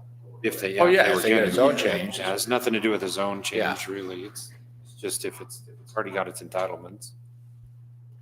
I think, so we'll just stick with 3 and. I think 3 is good, and I think we should let staff honestly approve it. If it's already zoned, it's already, and all they're doing is a simple subdivision. When you talk about staff, that's not just me again. That's right. That's the city, that's the attorney. That's the attorney, the engineer, Emily, that's everybody. That's not That's one everybody. person. That's not just one person. That's my opinion. So, what do you guys want what do you want in this ordinance? That's the other thing here is, let's say this parcel of ground is zoned for what they're wanting to do. It's a permitted use. It's a permit in that zone. It's a permitted use. Permitted, it's, Do it. You'd be hard pressed to say you can't do that right, if it's already zoned to do that. yep. this is like saying, hey, you can't build a house on that subdivided lot in that subdivision, Right there, review and like what it approval, looks make it like. come down. or something to that effect. You know, it's a permitted use. That single family dwelling in that recorded subdivision doesn't come to planning commission and city council for approval for every home that gets built in that subdivision. That's similar, and I think that's what the legislature is thinking of these. It's already permitted use. Just follow the rules, the procedures. Right. We're okay to continue to do whatever, I'll do whatever the city council wants us to do. Yeah, and to give us an idea, state code says whenever an application complies with state code, the ordinance, it shall be approved through the administrator. So they're clear that if the rules are laid out, you follow the rules, your subdivision will be approved. So as Riker's asking here in this paragraph A, for that final approval, are we looking at the legislative body, planning commission, the city council as a legislative body, or staff? Realistically, as we've discussed here, the entitlement side's already been done. That's required ahead of it. I think it could make a lot of sense just to be a staff decision through the zoning administrator. And then kind of what we talked about on that final plat, those involved with the final plat. That's my opinion. Mayor's They'll got to make sign sure. it, so it's back on your Yeah. shoulders. Yeah.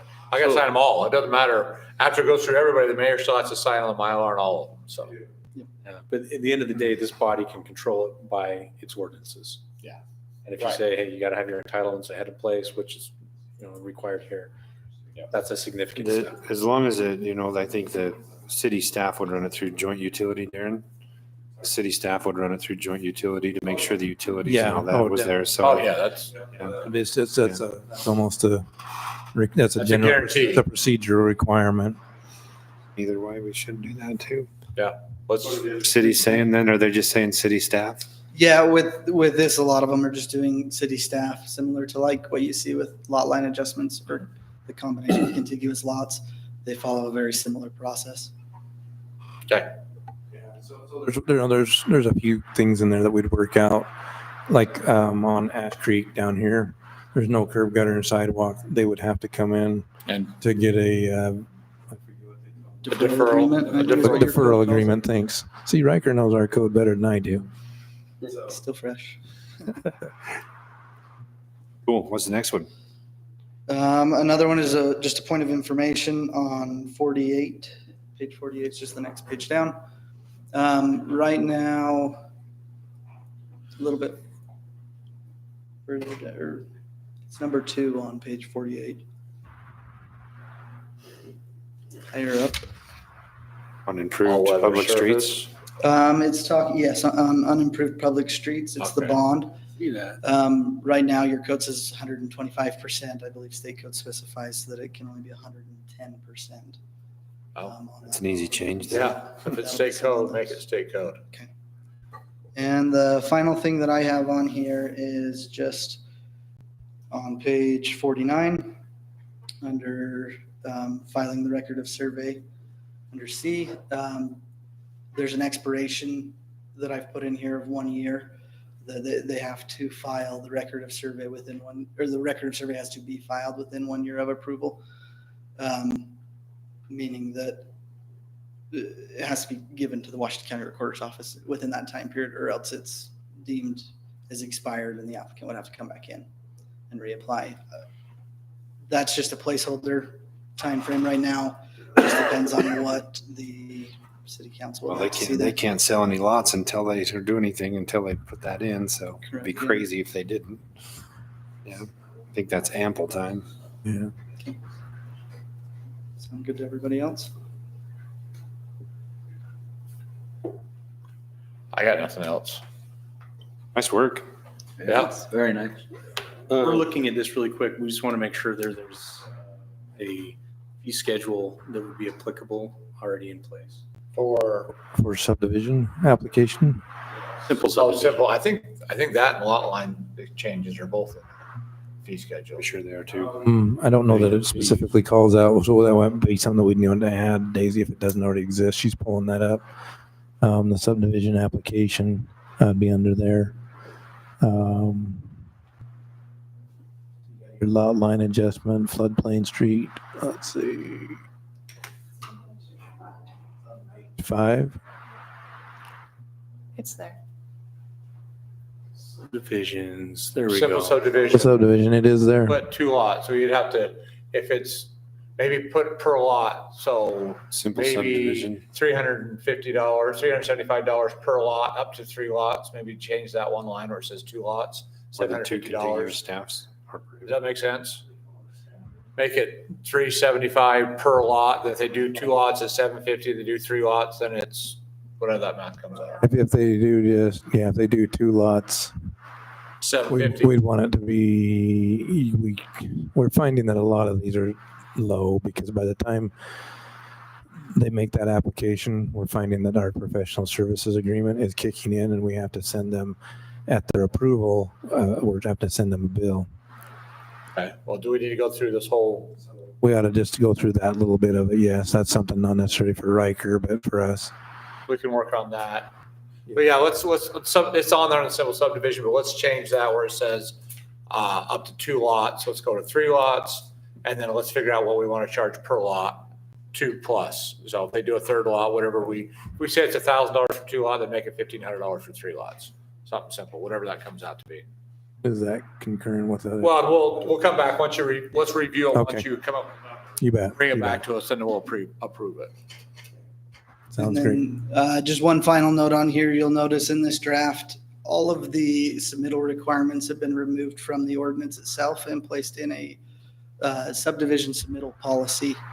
I don't know if that was provided in your packets as well. It was, but, and it's in their packet, but So the reason for that, and talking with Darren about this is so that if there are additional requirements that need to be added for subdivisions, for those submittals, for whether it's construction drawings or any of the plats, that We staff don't- can make those changes and then require it. You don't have because- to change the ordinance. We can just change Yeah, the because policy. state code's requiring you to present this to the applicant Okay. upfront. And so if it's not on there, it becomes difficult to require it. Perfect. Any other questions for me? Thanks for all your hard work. Thank you. Thank you. And we'll see you again. Yep.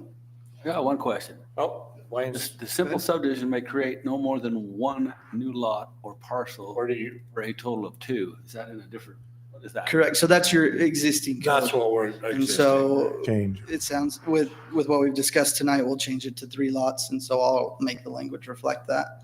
But the existing code allows for only 2. And the state says you can go up to 10. So we're not going to go quite to 10. We're only going to go to 3.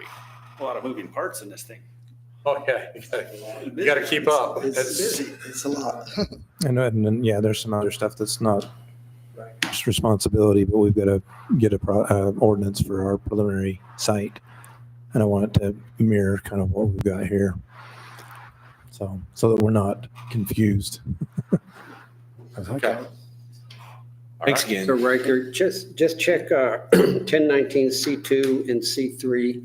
Your alphabet goes from A to C and it's missing B. Just do that when you have a chance. What was that reference again? 1019C? C2 and C3. I'll review that and Okay, make sure thanks. that it reflects correctly. Thank you. All right, item 3 already, discussing possible actions on ordinance 2024, amending and restating Tocqueville City Code 10-15D-4 zoning district to modify the permitted uses within the extraction industry overlay zone. Darren, is this yours? Yeah. So, in essence, this was the background on that. The proposed ordinance was drafted due to the MU20 zone district amending the approved by the city council on June 21st, 2023. The use of the extraction industries overlay is no longer included as a conditional use in that zone. In the MU20. So every time we make a change in one zone that reflects to the other zone, we needed to update this ordinance to pull those out. As you look at the actual ordinance, as Daisy has it up there, you can see that we're pulling out the multiple zoning districts, MU20, and we're putting in the BMP manufacturing zone and light industrial zones as established in the chapter 13, which we'll be coming to here. agenda.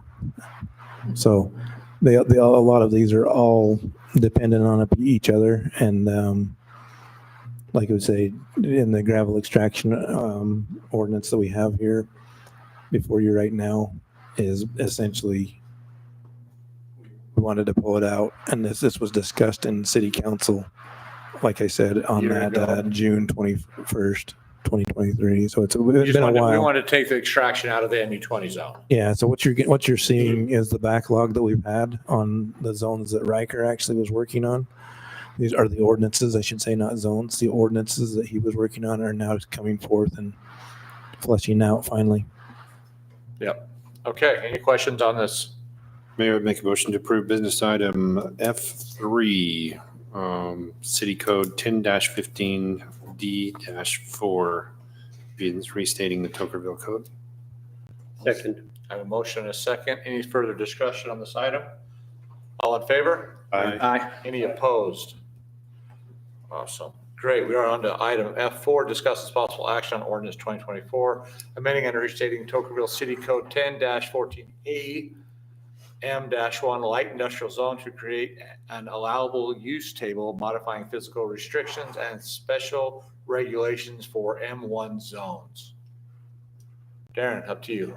So essentially this one here, it was drafted and it came before the Planning Commission on March 13th, 2024. This draft addresses the uses of physical restrictions, special regulations for the light industrial, and proposed changes to based on the comparison of similar zones for Washington City Hurricane, comparisons of similar zones from the Washington City, Hurricane City, and St. George City codes. Essentially, the proposed changes there are in that agenda item sheet there, but there were some additional ones that are in blue that the Planning Commission recommended. Some of those, if you actually go to the draft there, the correctional facility was one that the Planning Commission suggested that we take that out of this particular ordinance. And then, like we said, we created we're trying to put everything into tables so that it becomes a little easier to understand rather than just having a verbiage. So you'll see that there's a bunch of it that's redlined out. So we added printing and copy. So everything that's highlighted are added, and we put them as either permitted or conditional uses inside this zone. We also changed the office general to permitted instead of conditional. I don't know why it's conditional. Yeah. Yes, thanks. I don't know if you guys have had the opportunity to look at this, review the changes that we've made, but it's came before you. And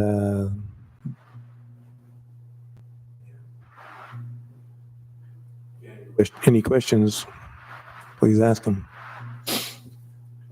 Maybe at the very end there, the special regulations, we added a lot of that, because when we get into these types of zones, there are specifically the setbacks from residential zones gives them a little more, and then it gives us also a buffer. We talked about a wall with landscaping that helps to soften that transition from this zone into residential zones. Darren, I got a question in general with our different zones. I mean, and so we have like highway commercial, and then we have the business and manufacturing zone. Now we're looking at the light industrial, and with these, with the chart we're using, there's a lot of crossover between the different zones. That's just the way it is, right? I mean, Kind of is. Essentially, as we go on to the changes to the commercial zone. yeah, that's what I'm asking. The commercial zone, we went and added quite a few permitted uses Okay. and conditionals. We'll come back to when we get there, we'll talk about that. But Right, and this is just a general question, knowing that we're getting to those two.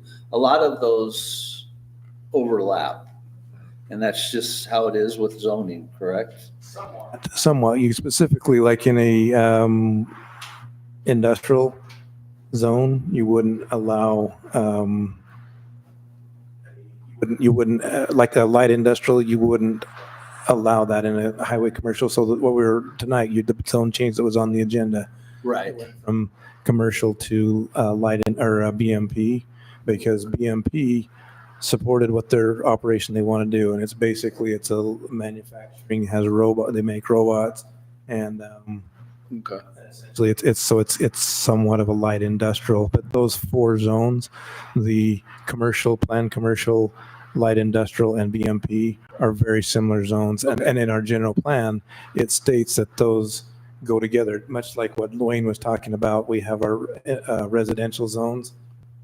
We allow houses in every one of those zones. It's just the restrictions on the sizes of the lots, the setbacks, the lot sizes, things such as that. Okay. So So, it's in a similar aspect, yes. okay. So, I mean, so are we looking at overlap in some of the allowed uses in the table for all the different, I mean, because a lot of them are so similar. Are we comparing those tables to say, well, we're allowing this in highway commercial, why aren't we allowing this in the planned commercial if it fits both? In the planned commercial, there are some that, well, There's some that are and there's some that aren't. Is there specifics I don't on know how of we any, were doing? I don't know of any that we've overlapped. Maybe we did. Well, yeah, there's a lot that overlap. I can read them to you, but specifically, I'm just trying to understand, is there a way that we're looking to see why some of them are left out or included where there is overlap? Hmm. I think Riker looked at Washington City, Hurricane St. George, Okay. and got some from there. Go look at that to tell you the truth. Yeah, I mean, yeah. But they would seem to be similar to those zones.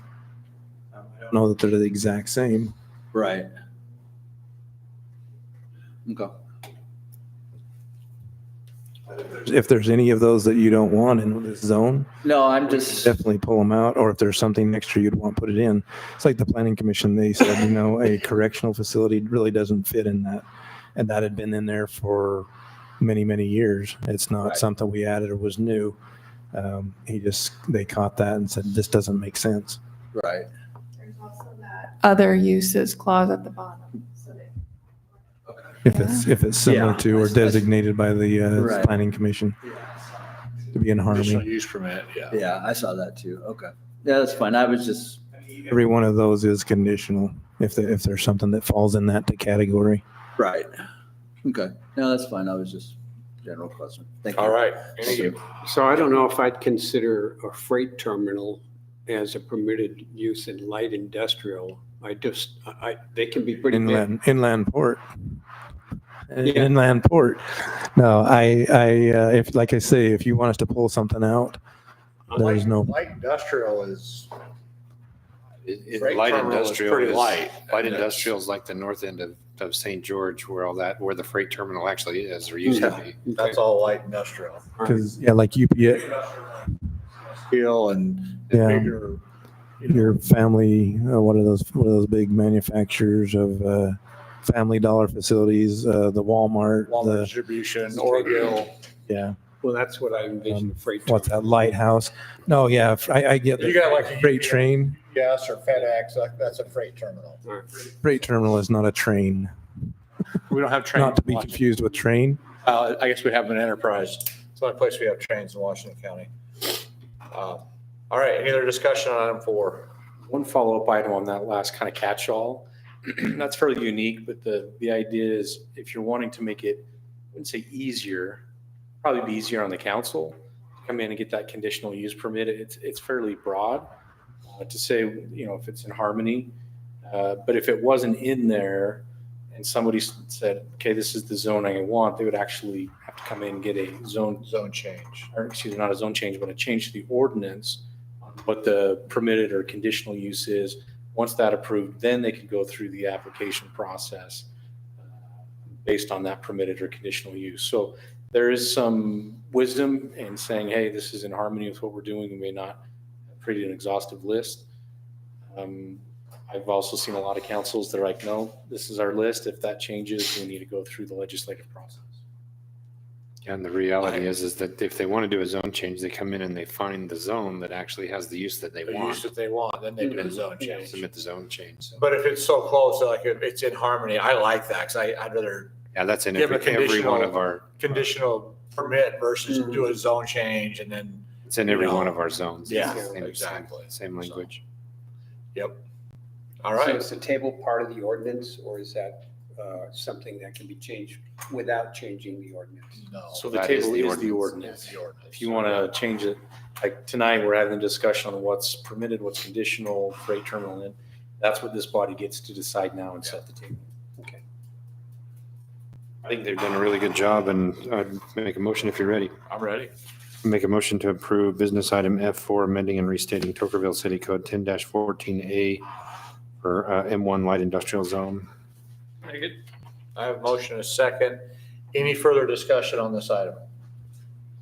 All in favor?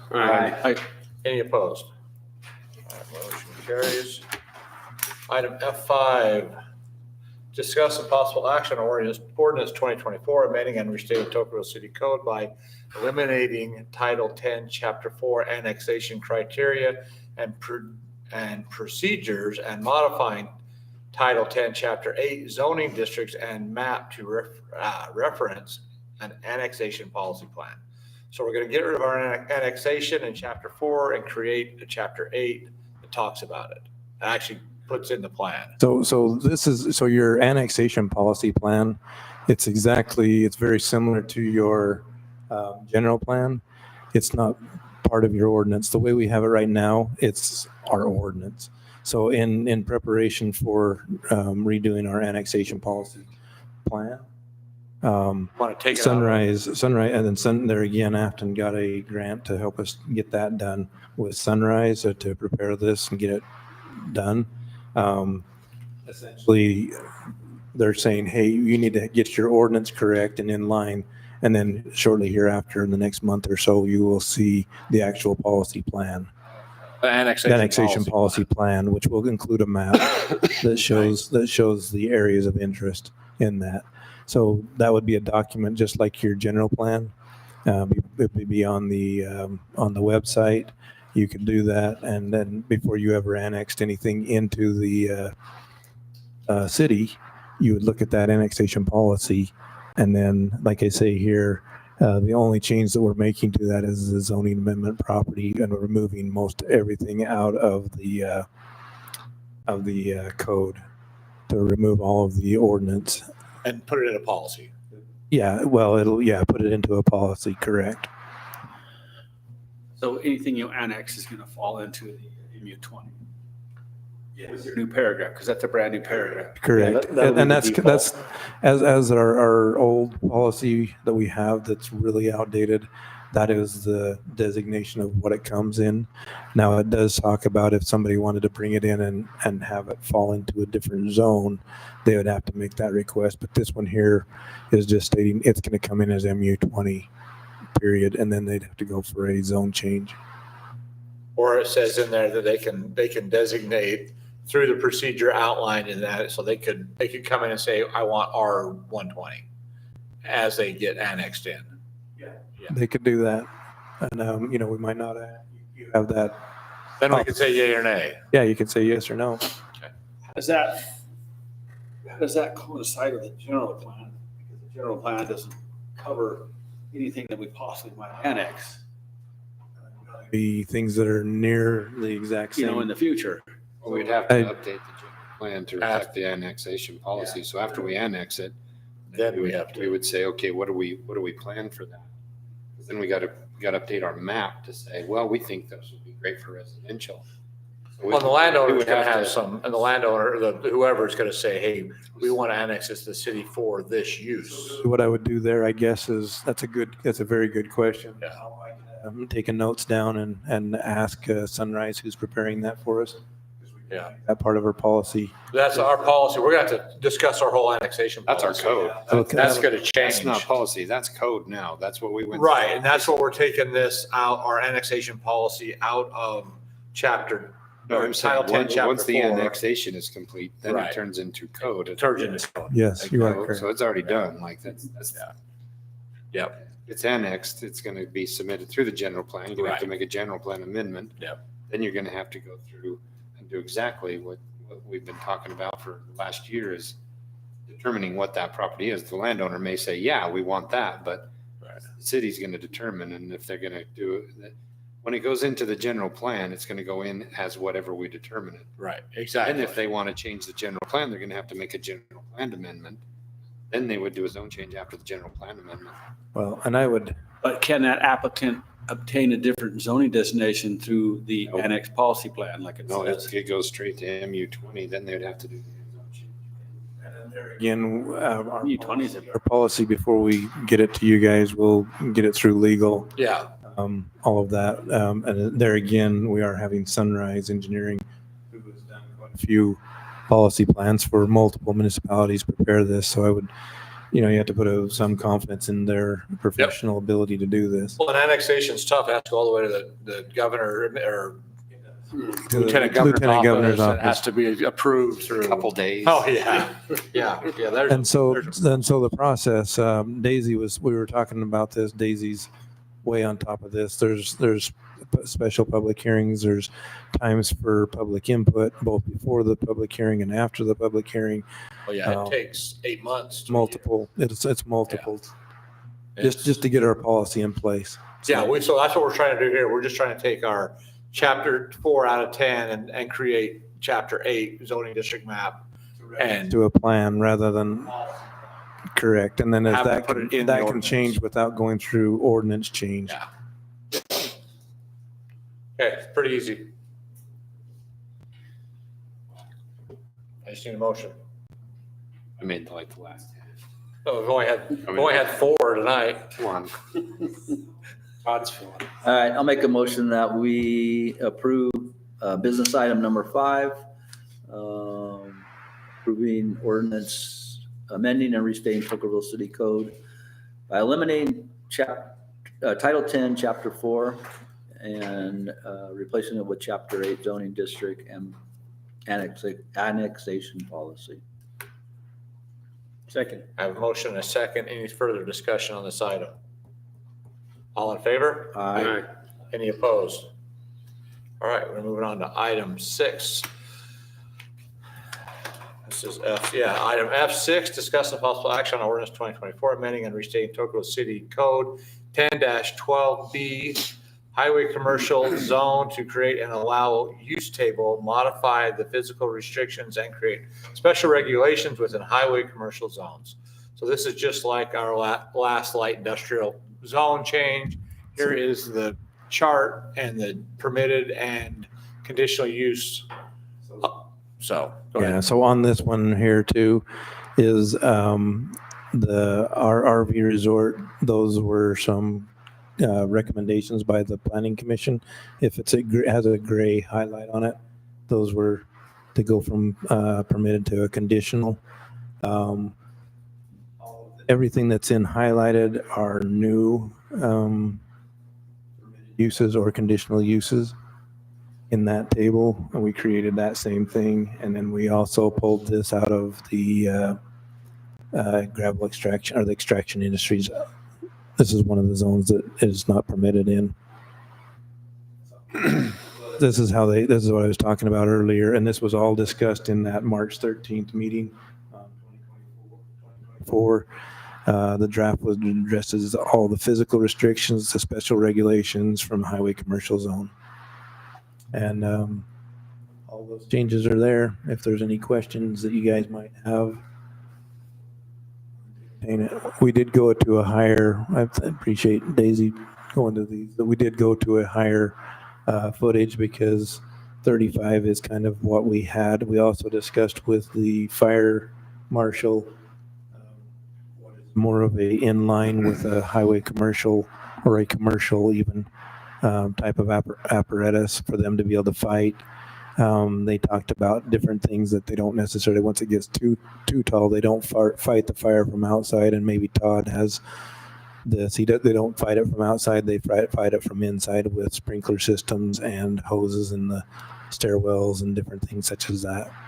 But 45 seemed to be in general compliance or general same types of things as the other cities and municipalities. We did add that as special regulations as well. We added to every one of these. I think 44.9 inches. You don't like the last 3 inches? 9 inches? Yeah. 9 inches? I was wondering who does 3. I mean, that's 3 inches. It's, And for comparison on the height, the light industrial had a 50-foot height restriction. So this one's just down to 45. Ready for motion? yeah. Aaron, make a motion to approve business item F6, amending and reinstating Tokerville City Code 10-12B for highway commercial zone. I have a motion and a second. Any further discussion on this item? All in favor? Aye. Any opposed? All right, we move on to item F7, discuss the possible action on ordinance 2024, amending and restating Tocqueville City Code 10-18B, grading permit to modify the grading review process. So this is your long-awaited ordinance that we've been working on. It came back from the attorney and also has the changes that you guys made back in July of, well, that was the planning commission meeting, I'm sorry. It was quite a while ago. It was April 3rd, I'm sorry, of planning commission or city council meeting. So in essence, right there, basically this draft applies to all the red lines stated in those meetings and most recent motion from the city council, as well as the changes from the planning commission on that July 23rd, 2024 meeting. It has been public noticed and has gone through the legal review. So as you can see, the changes that are in highlighted, beginning with the simple wording. There was some wordsmithing that the planning commission wanted that there again is in the gray highlight. Letter F, whether the applicant is compliant, was one of the things that the city council talked about having in there. And then there was a memo that was sent out by the attorney to the city manager and the assistant city manager that talked about the bonding, and I think Matt can talk to that. Yeah, happy to address that. So that was one specific item in the motion, is whether there can be a bond after the grading is completed. In short, there's a state statute that addresses this idea of an improvement assurance is the magical language the state statute uses. And for public land, public ownership, that can be imposed. But for privately owned land, the state law specifically prohibits and does not allow a improvement assurance for privately owned property. So we do have, I would call it, two ways of financial protection. So one is, of course, the grading bond itself. There's some retention in the bond during the construction process. Now, during the time when the grading is completed and whatever the policies required, the plan, that long-term plan to maintain that landscape until they actually start building on it, that phase would then have the civil enforcement arm as a code violation. So for some reason they're in violation of the policy, then that can be brought up by Jason, that can be addressed. And quite honestly, I think the fines on the civil side were huge. the fines could add up very quickly. They're daily. So from a dollar standpoint, the city could probably generate a lot more financial leverage Than holding a bond. than a bond and trying to project, okay, what is it going to take to maintain and work through that. So those are the components in terms of the financial, how to incentivize a landowner to maintain that. And then the other component is making sure that if there's a prior applicant or a successor in interest, meaning they sold it, you can't come back in and be a bad actor and get another grading permit. You've got to go rectify the issue, get in compliance with that permanent erosion control policy in your plans. And if that's current, then you can get your next one. Yeah. So in essence, basically as in your packets, that agenda item sheet has all those proposed changes. The black and white is the ones that you guys had requested, the city council had requested, and then the blue is the planning commission recommendations. I don't know if you have any questions on any of those, but those are highlighted both either in gray or in yellow. So Matt, what you were saying with enforcement, that can go on perpetually? Oh, yeah. Each day is a new violation. So Daisy, pull up that chart you had just a second ago. The fees. So here's violations right here. Code enforcement fine schedule. You get over here to land use. This is where it's $1,000 a day of the first 10 days. So day 11, it goes to $10,000 a day Until remedied. Okay. So, I mean, that's better than any bond that we could ever ask for. Okay. So that goes right into Jason Yep. makes it happen, and we have a prosecuting attorney now, and so we actually have some teeth that we can make this, if they don't follow our rules and our policy, which we're gonna put right there, we have a policy of what they have to do to keep their landscaping. In the grading ordinance, like you guys passed that last month, I believe it was, or previous month. At least a month ago, that policy. Yeah, that policy, and it basically that's a checklist for us. Checklist for the city to make sure they're doing what they're supposed to do, so. And like we said, there's the extensions that they can do and different things, but they still have to keep it in compliance with dust control, SWIP, drainage, things such as that. Is F is that a good Verify whether. Is that a good way to say that? That's exactly the way you guys, other than the verify, the planning commission said that we ought to put the word verify whether before it just said whether the applicant, that wasn't grammarly correct. So verify whether the applicant is in compliance for any prior engineer grading permit? Yes, they already have one out. We're not Well, gonna that's give what I'm another saying. one. Do we need compliant and non-compliant, or can we just say verify whether the applicant is in compliance? Well, it's verification, yeah. I don't know. I'm asking English whether that's good or not. Good or not. I don't know. Did you go to Hurricane High? No, I went to LA City Schools. Yeah, so we were, the planning commission has a commissioner on there that's very grammatically correct, and she gave pretty good direction on That's how fine. to say that. That's fine. That's good. All right, any other questions on this grading ordinance? Looks like they've got all the recommendations built in. No, I'm just kidding. I don't.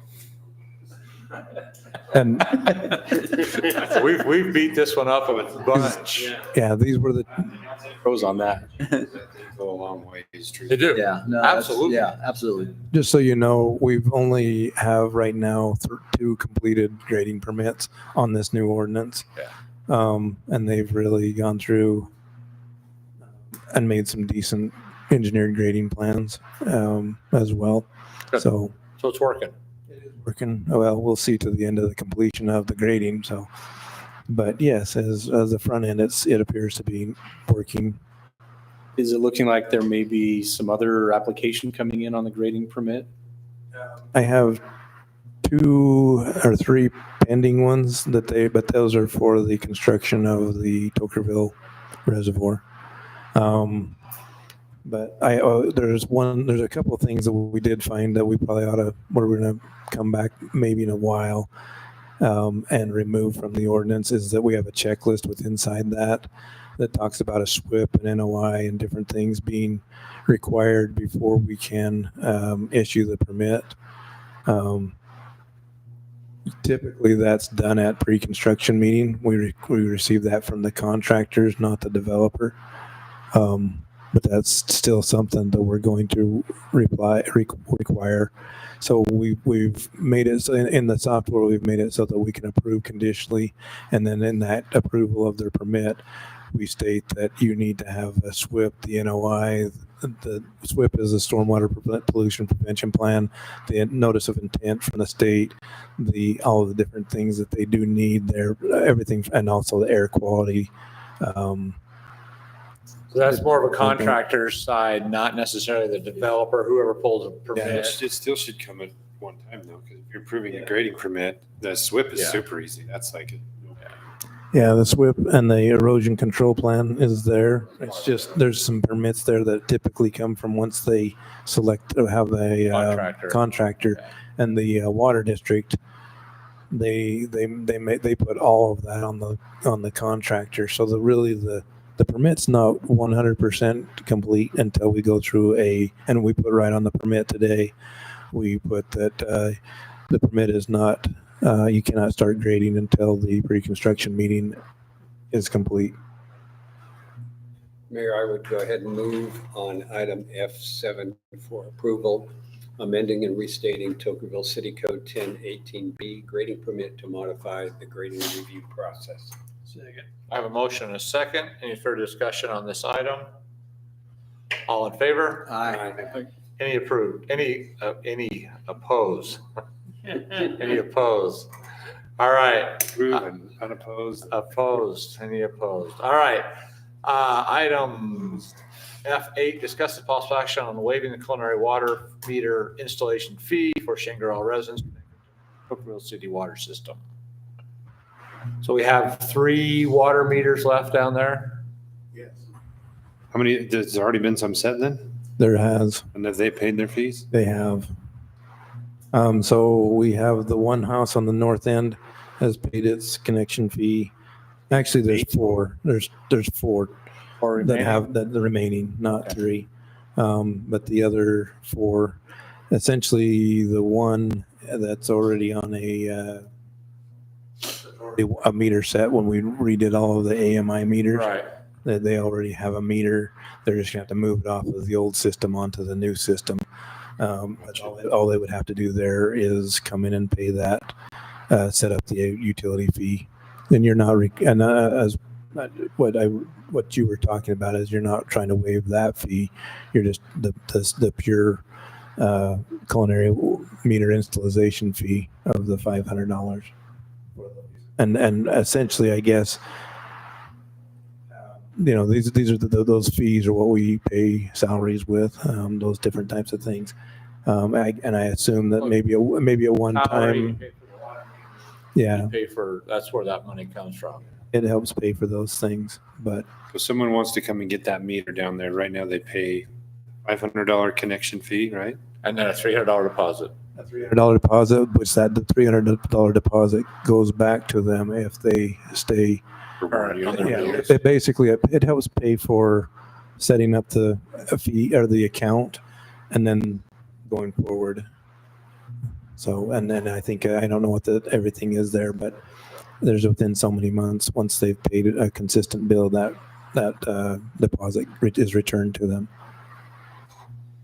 And this is kind of one of the things I brought up and was talking to Justin a lot is that, them guys down there, they've been on water for years and someone had paid for that meter at one time, whether it was a larger meter or not. So I just don't think it's right for us to charge them that $500 because they've already done it. So if we need to reimburse 2 or 3 people or 4 people. One person. I just think it's the right thing to do. So One person has paid the fee and you're looking at Paid reimbursing. the $500. Yeah. There's a total of 5 meters installed on that new 8-inch line. There's going to need to be more than that, but they're going to have to install a new line and run it They've got down. a lot of work to do before That would need to fall under this current what we're having. You're just talking about the 5 new. We're waiving and then we're refunding that one person. That's, the other ones, the thing too is the other ones that are down the line, they're already on the water too, right? The other ones you're ones? talking, the future ones, there's 3 more down the line. More down the line. They're already on water. But they're gonna have to put in a new 8-inch line plus a fire hydrant and a few things such as that to get water down farther to different houses that aren't near where the new 8-inch line went. So that part of the installation is obviously their cost. I think they're already on water too. I would say, I think there's a total of 8 total, right? Of existing houses. I'd have to go count it. I can't remember. I Basically, if don't want it's to dare to There's guess. an existing house down there that already has city water. Why are we charging them another fee to set their meter? Because, the way the system worked down there is those 2-inch meters that were On the paid top. for and installed. We took that 2-inch meter because it was on a 2-inch line and got rid of It's it. on private, it's on a private water system. Hey. Water system, but So I did verify with Dave Hawkins, the old caretaker down there. The one time the Bob Litchfield had paid for meters to be set on the 2-inch lines wherever they ran down in there, but that was at his own cost, and those meters were essentially his. So that's what he recalled. So there was one time. Well, it was so that they could kind of distribute because they got the 2-inch meters at the Right, top. up at the top, those were ours, those were the cities, yeah, Through their system. right, But how do you know which house used more water? right. And so Bob, at his own cost, put meters on each house. And those were his meters, and we would read them. They were manual read meters, and then they would send a bill to each house respectively. And Bob owned most of those anyway. So let's just discuss the possible, I mean, what do you guys think? Joey and I have been talking about this for about 3 weeks, I just feel that, you know. like they've already been connected to water and we just had all our meters changed out to the smart meters. I really don't see the And difference. the city paid for that. It's the grant money that we. Yeah, it didn't cost us any money out of our pockets. Grant. I was already on water and said, oh, you got to pay another $500 and a $300 deposit. I'd be like, what do you mean? I've been on water. I've been using this water for however long. And the argument to that is they've been on a private water system about it, but the Right. city has been collecting money But the from them. 2-inch So- meters and the impacts were Exactly. already done. So That's- that was the impact fees were basically completed. I want to do what's right. You Okay, know, make a motion.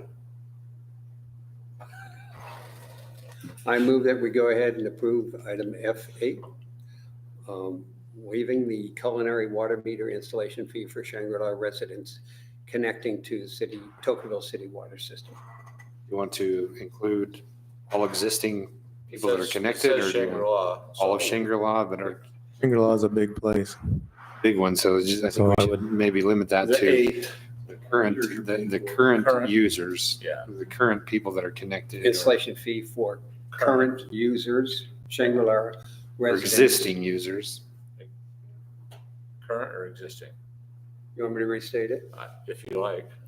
All right, I would go ahead and move that we go ahead and do F8, waiving the culinary water meter installation fee for all existing Shangri-La residents connected to the Tocqueville City water system. I have a motion and a second. The refund in that as well. Yes. The one refund. And refunding 1 meter. that fee to one existing user that has already paid the fee. Second. How much are we refunding? That's $500. 500.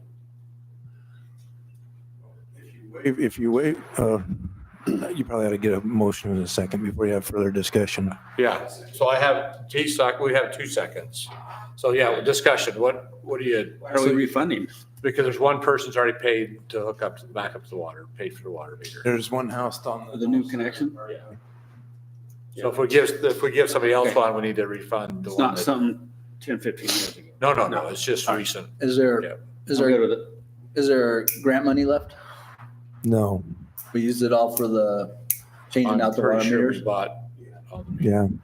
I believe that it's all been used. We I have can to buy the verify meter. that, We have to but buy the meter anyway. This is just a connection. No, I know. I'm just asking if there's grant money left from when we were changing out all the meters in the city. I could check, but in It'd be hard essence to Wayne's comment there, what are you waiving? You're you're waiving 500 times 8, $4,000. $4,000. What's Decent, the meter cost us? decent. Meters are 2. Exactly sure. Gone up, haven't they? Well, there's a new I don't know. cell phone Yeah. meter, smart That- meters. But that's why I'm asking if we have leftover grant money, we can use that It's- towards. I would say we don't. Which, that's where that grant money went. It'd be a pretty good accounting to find out how many we bought. It could be done. Ruth could tell us. I don't know. I don't Yeah. think there is. Even if there was something left over, I don't think that you can keep hold of it. You have to return it. You have to use the grant money for what its purpose is. You can't just keep it and use it for something else. The Right, grant, but the we're- grant was for the meter, not, For the and this is an installation fee. So it's Okay. a Well, it's separate- buying the meter though. But We it's, did- it's a meter installation fee. It's It a is. connection fee too. Yeah. Yeah. So they're already connected. That's the Yeah. whole, my whole reasoning. Part of that 500 includes the price of the meter. And labor to go do it. So, okay, any further discussion? So all in favor? Any opposed? All right, we're gonna move on to item 9, just a discussion item on the circulation of RFP for in-house legal counsel for Tocqueville City. So we put out an RFP. I don't think it went out very many places. We have one person that has responded, but it didn't really fit the criteria of our RFP. So they republished the RFP on the Utah Bar. What's it Didn't we called? determine that they would fit the criteria in the last meeting? Well, we discussed it and some said yes, it did, some said no, it didn't. So, So Attorney I'll- say. well, and Daisy put in our packet, the RFP that we put out stating in-house counsel. That's where we're here was to talk about it. The RFP is out now, is on the Utah Bar. So I've been talking with Ruth. There are places where it can be circulated at no cost. Let's see, job boards. I had it circulated through the Utah Association of Municipal Attorneys. I know it was circulated on there.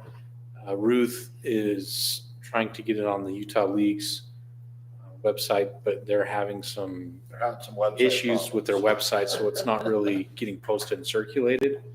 And my sense in talking with her, she's looking to get this news period for applications in hopes that it's there. We talked about some other places like the Utah Bar. It can be posted for a fee. We've also, so that was in and done. Okay, so I'm not current on that. Another one is LinkedIn. There's been times we've hired through LinkedIn and got some good interest. That one is, well, last time I did it is you set your budget. It could be X amount a day or X amount total. Because if you do it by day, then you can gauge based on the number of applications you're getting and you can. So do we have a total number of how many was submitted? How many places received the RFP currently? Yeah. And if so, how many more places we would gain on the new RFP? So if we could wait until the league gets theirs, but we don't know when that's going to happen. One or two more places? There's probably a couple other places. I think They we would put a date. put it, and we did it. We put a new date on that. Well, the thing for me that I think is that I think if the submission that was submitted meets the criteria that we can accept it, and it's been my opinion the whole time, I think that the city can't afford, just like we said, the people coming right out of school are they're getting 200 plus everything. We're not offering that.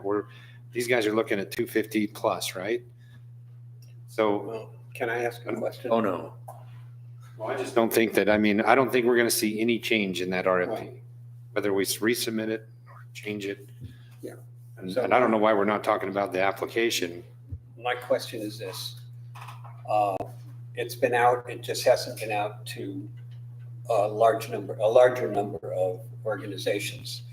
Based upon the response that we've got, are we okay if we considered that particular submission and made a decision on that tonight, let's say, or are we required to wait until it goes to additional organizations? Darren, do you want to speak on that or do you want me to? Just, well, I'd like you to speak on it, but the item on the agenda is for discussion only Right, we can discuss it if we wanted to, we could have it for the circulation. So if we wanted to do something different. So, okay. Yeah, Well, so it's been out there, you got no takers.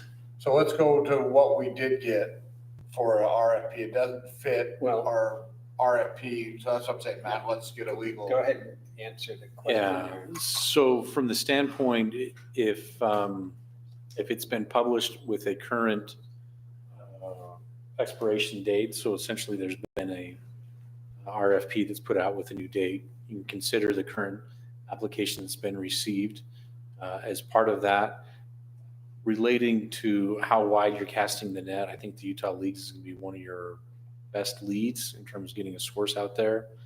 And with those technical challenges, that's going to be there. I would say Utah League, the Utah Association of Municipal Attorneys is going to be another good pool to pull from. The Utah Bar website, you're going to be hitting all of the attorneys. I've reached out personally to maybe 4 or 5 local firms or practitioners that I think may be interested. And I have shared that, and I'll go ahead and share that, the new one again. And the feedback has been generally saying, hey, we'd be more interested in a contract counsel, not in-house, full-time, come in and be an employee of the city. So you've solicited some local organizations and Individuals directly. yeah, I've and passed it on. they're not looking for an in-house, and that's why they didn't apply then. Okay. Yeah, What so about the application we did get? I Can mean, we consider that? Consider that? I see that as being more of a contract relationship. They're proposing 2 individuals that would be providing the legal services. I didn't get any indication that they would be leaving the firm or ownership of a firm, come be an employee. That could be a good candidate if you say, all right, we gave it a try for in-house, let's put it out for contract application. So we'd have to modify our RFP to be able to accept him as that proposal as our attorney. It's got 2 days of in-house on there. So the one of the attorneys would be in this building for 2 days a week. The real question is if we can actually accept that application in conjunction with the old RFP. What's the legality? Just a yes or a no, really, like Oh, well, as I look at it, in-house would be you're an employee of the city. the city. Okay. Because it wouldn't, if they're physically here, they would still be charging their private practice rates.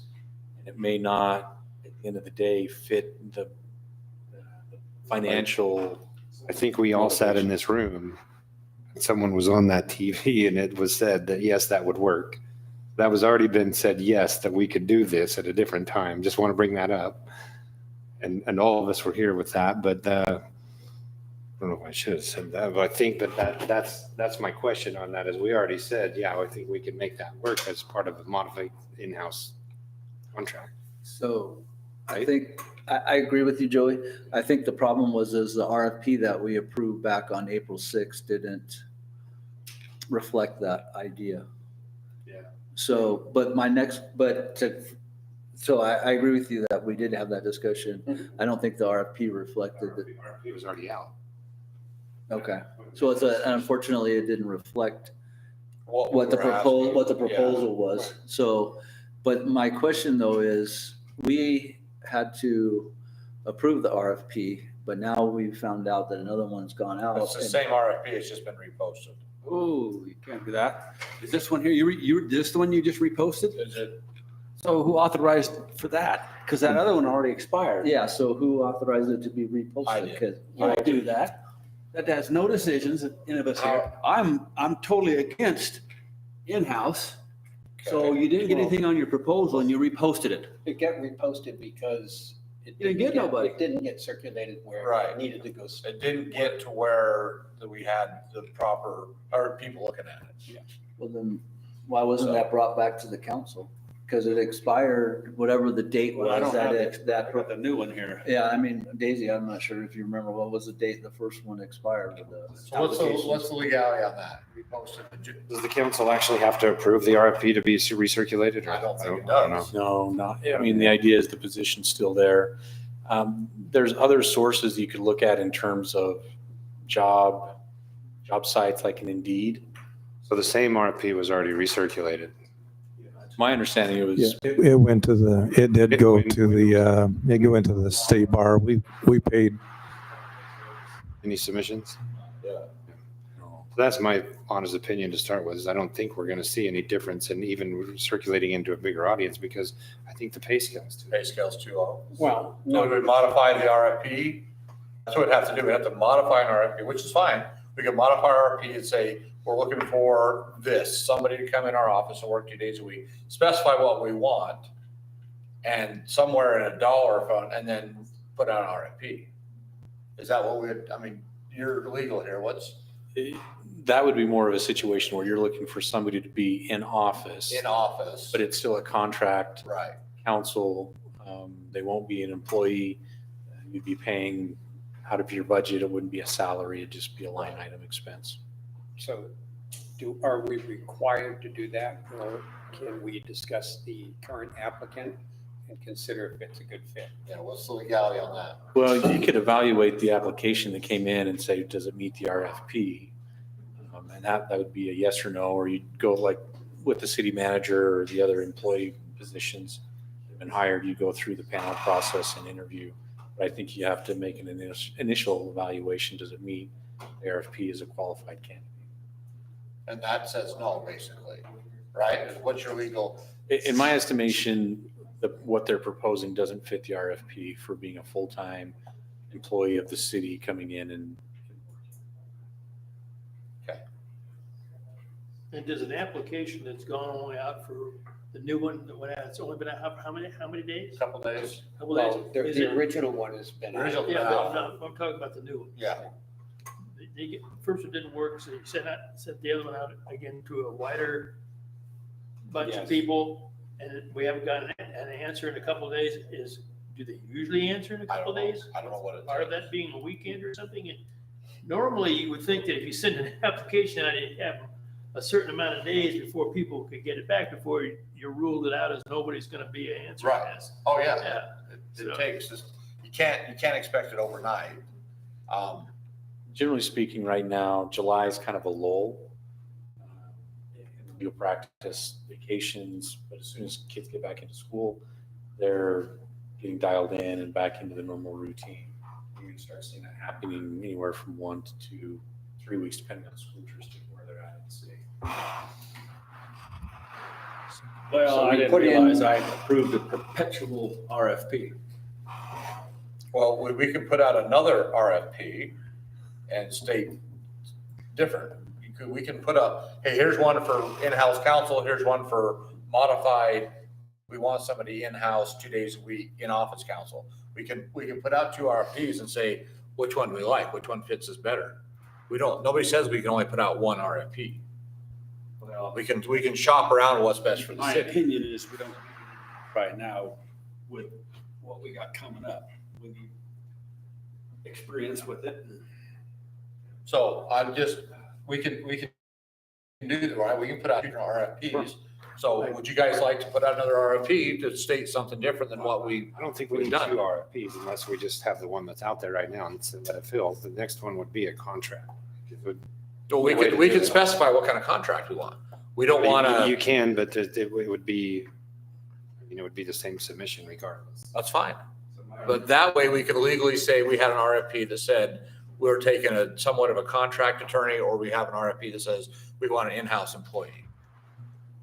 Yeah, I just like. Just a real quick, kind of an observation, and this is day 5 of me being city manager. And going through budgets and payables and things such as that.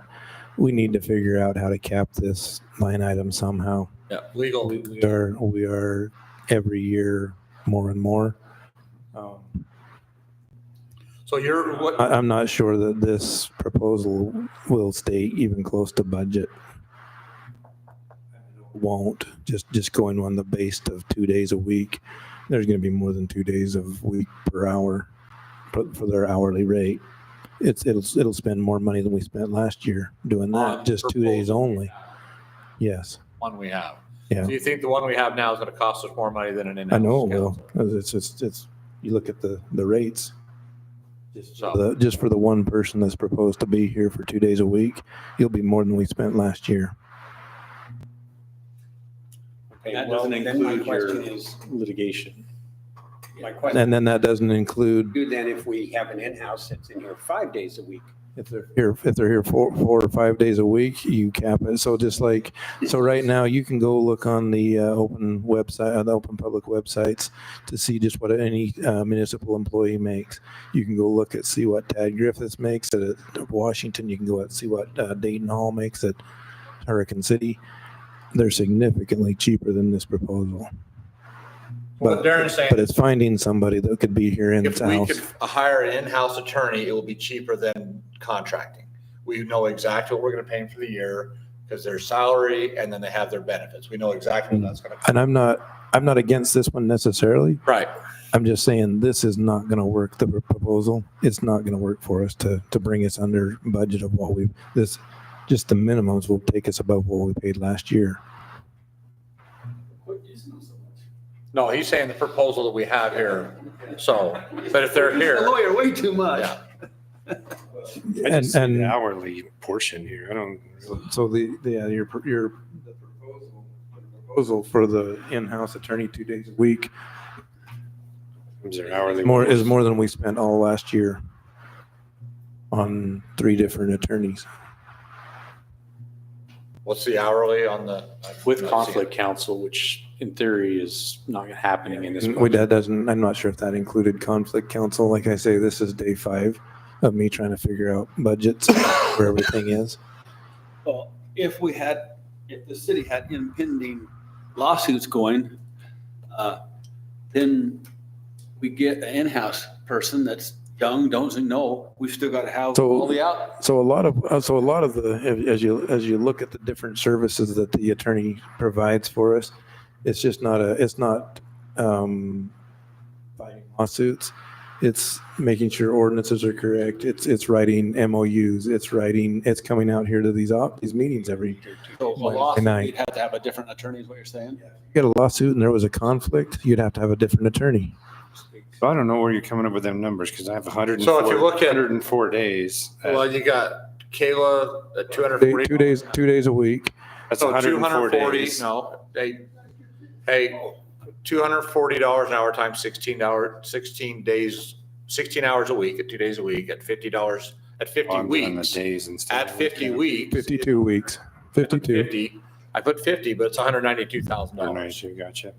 That's where I'm coming up with that number. And that doesn't count city council meetings, planning and zoning meetings, and then Bruce. Because then you've got additional hours on top of that. I'd say we just put another RFP out for contract then and see what happens.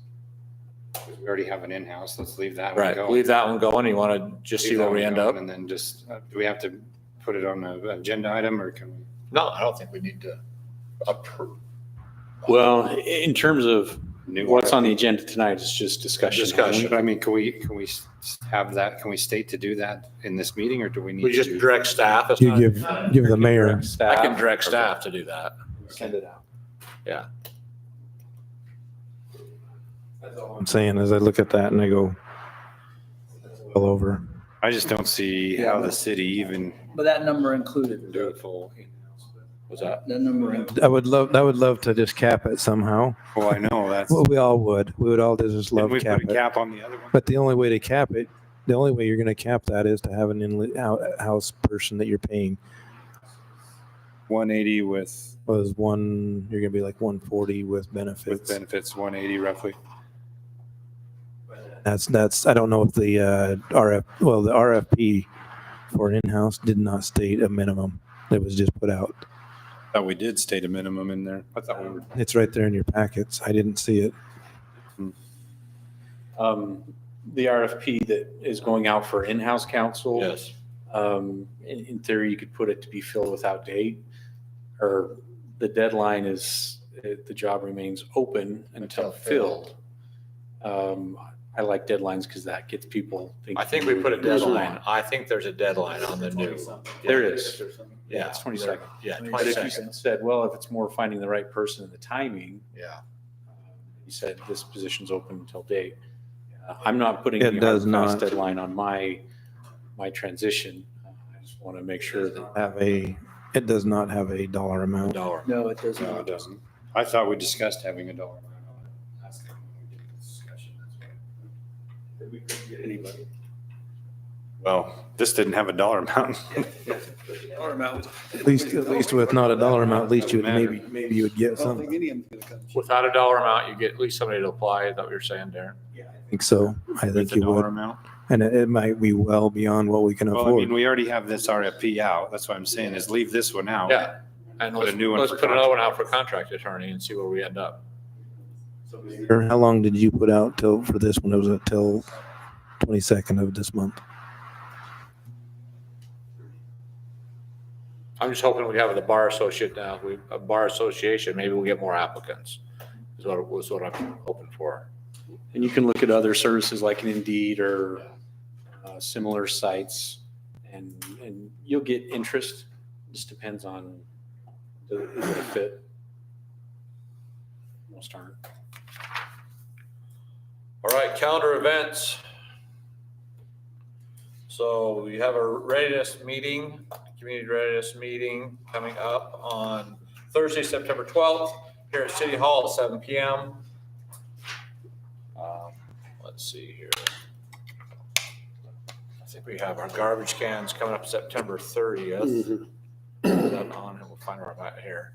Yeah, fall community cleanup, Monday, September 30th, Wednesday, September 23rd to Wednesday, September 25th. So we're doing Monday through Wednesday. Can we check into that, Darren, why we're doing a Monday through Wednesday? We can check. Usually I think we do it's Friday. It's Friday through Monday. We can check to see if that's not correct. I don't know. Daisy's.